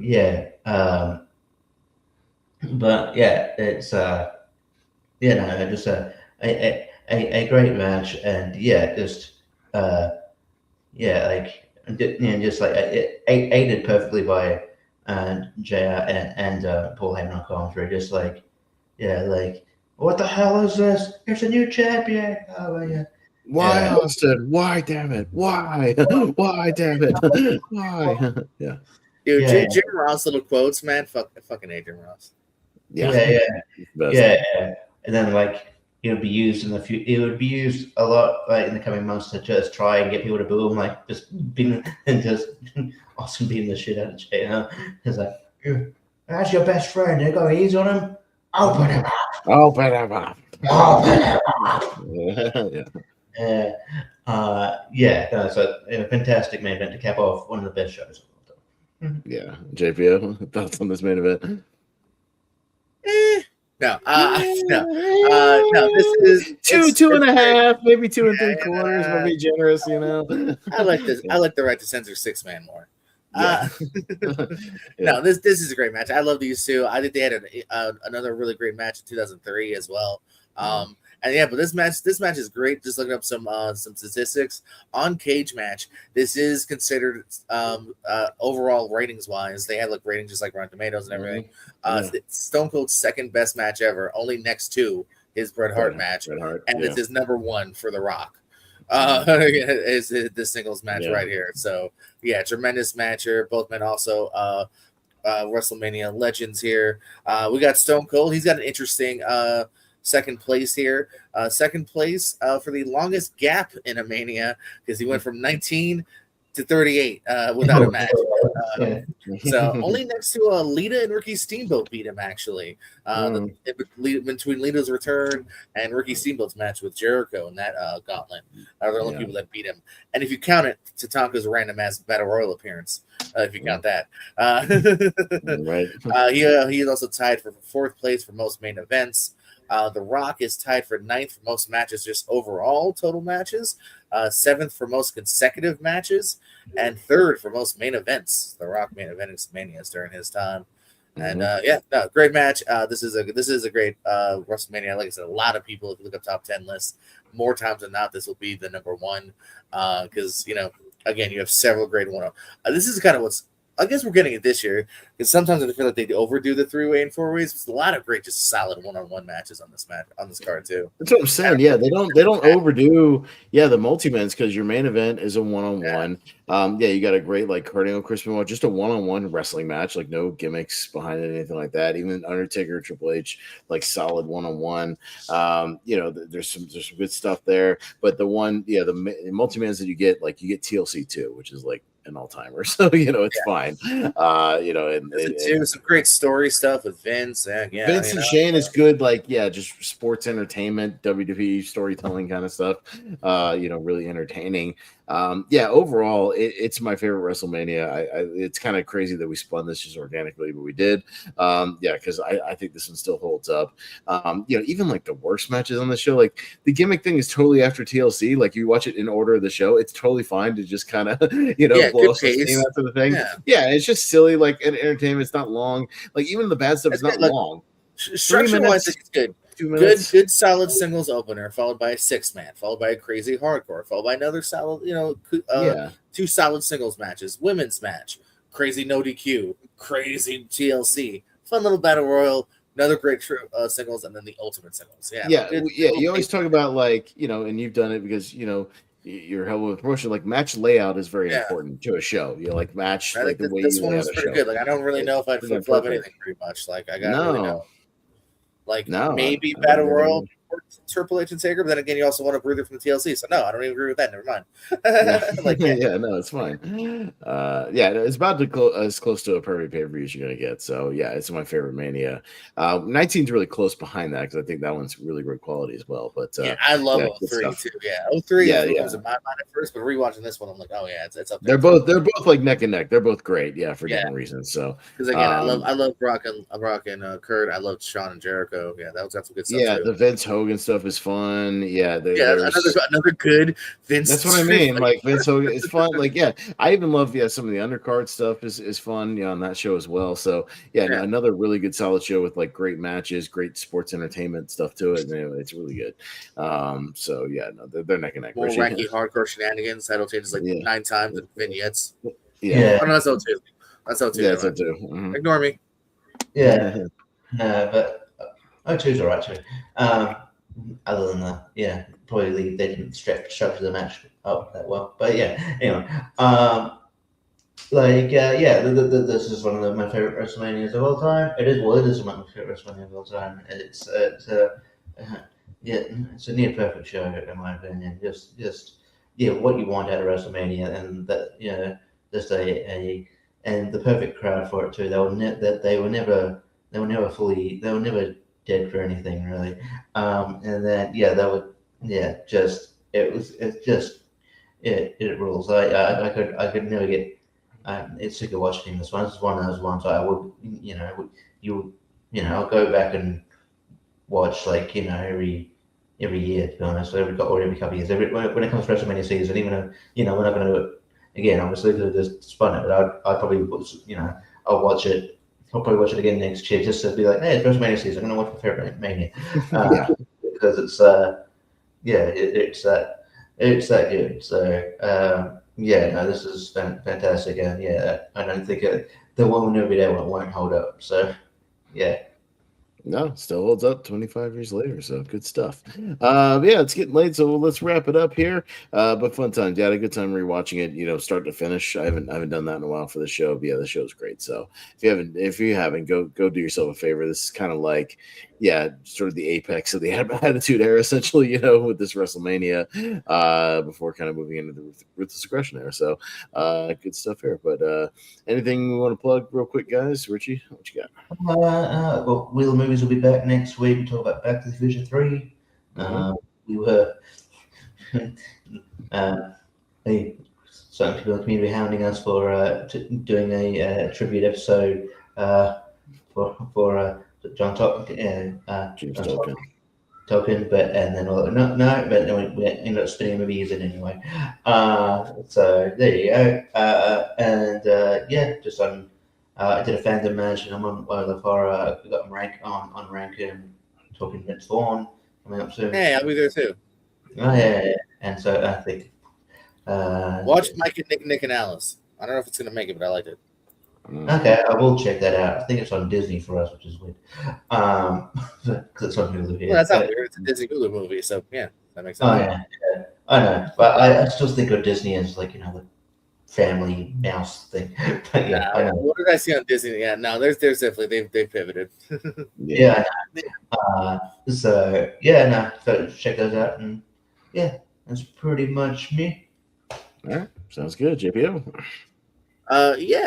So not only check out the Pierce Ghost movie shenanigans, but if you like wrestling, Pierce Wrestling is also another great place to be. We just did a trivia match earlier tonight. We got one going on Sunday because we got that yearly tournament happening as well. And I just dug out an old hard drive. So what I'm going to be doing soon, I had to buy a micro USB. I didn't have it, but I dug in an old like fat hard drive. So I'm going to start uploading like matches I've never uploaded before that have just been sitting on my hard drive. So Pierce Wrestling's going to start having a lot of like random ass content. So if you want to see more random Danhausen, Lindsay Dorado, Sue Young, I don't know, the list goes on. Start watching Pierce Wrestling. We'll upload a lot of random shit. Okay. Sounds good. And as far as next week, believe it or not, another AEW pay-per-view coming up just like that. So next week, JPL will have to bring the Dynasty predictions. So hopefully they'll have the card kind of finalized after this Collision and Dynamite here, and they'll kind of have most of it. It's coming along. We got MJF Omega, we got Darby Andrade, we got FTR Cope and Christian. So got Ospreay and Mox. Ospreay, Mox has been set up. So bangers right there. We'll get a few more things, I'm sure, kind of finalized over the week. So we'll make our predictions for that. We'll cover the news. And you can mostly find me over on the Movie Hero Network and the Movie Hero Network Facebook group as well. We got some Seen and Heard trivia coming back next week. So this one for TV, so some TV trivia. So it should be a lot of fun. Jordan's working on that. And then Malcolm, I think, has some kind of coming for that W. TV, baby. There you go. And then Malcolm's got his like mystery birthday wrestling tournament. I think he wants us all there for that one. So he wants all the marks over there, as many as we can, with his like whatever his mystery birthday wrestling tournament is what he said. So he wants us wrestling fans on there.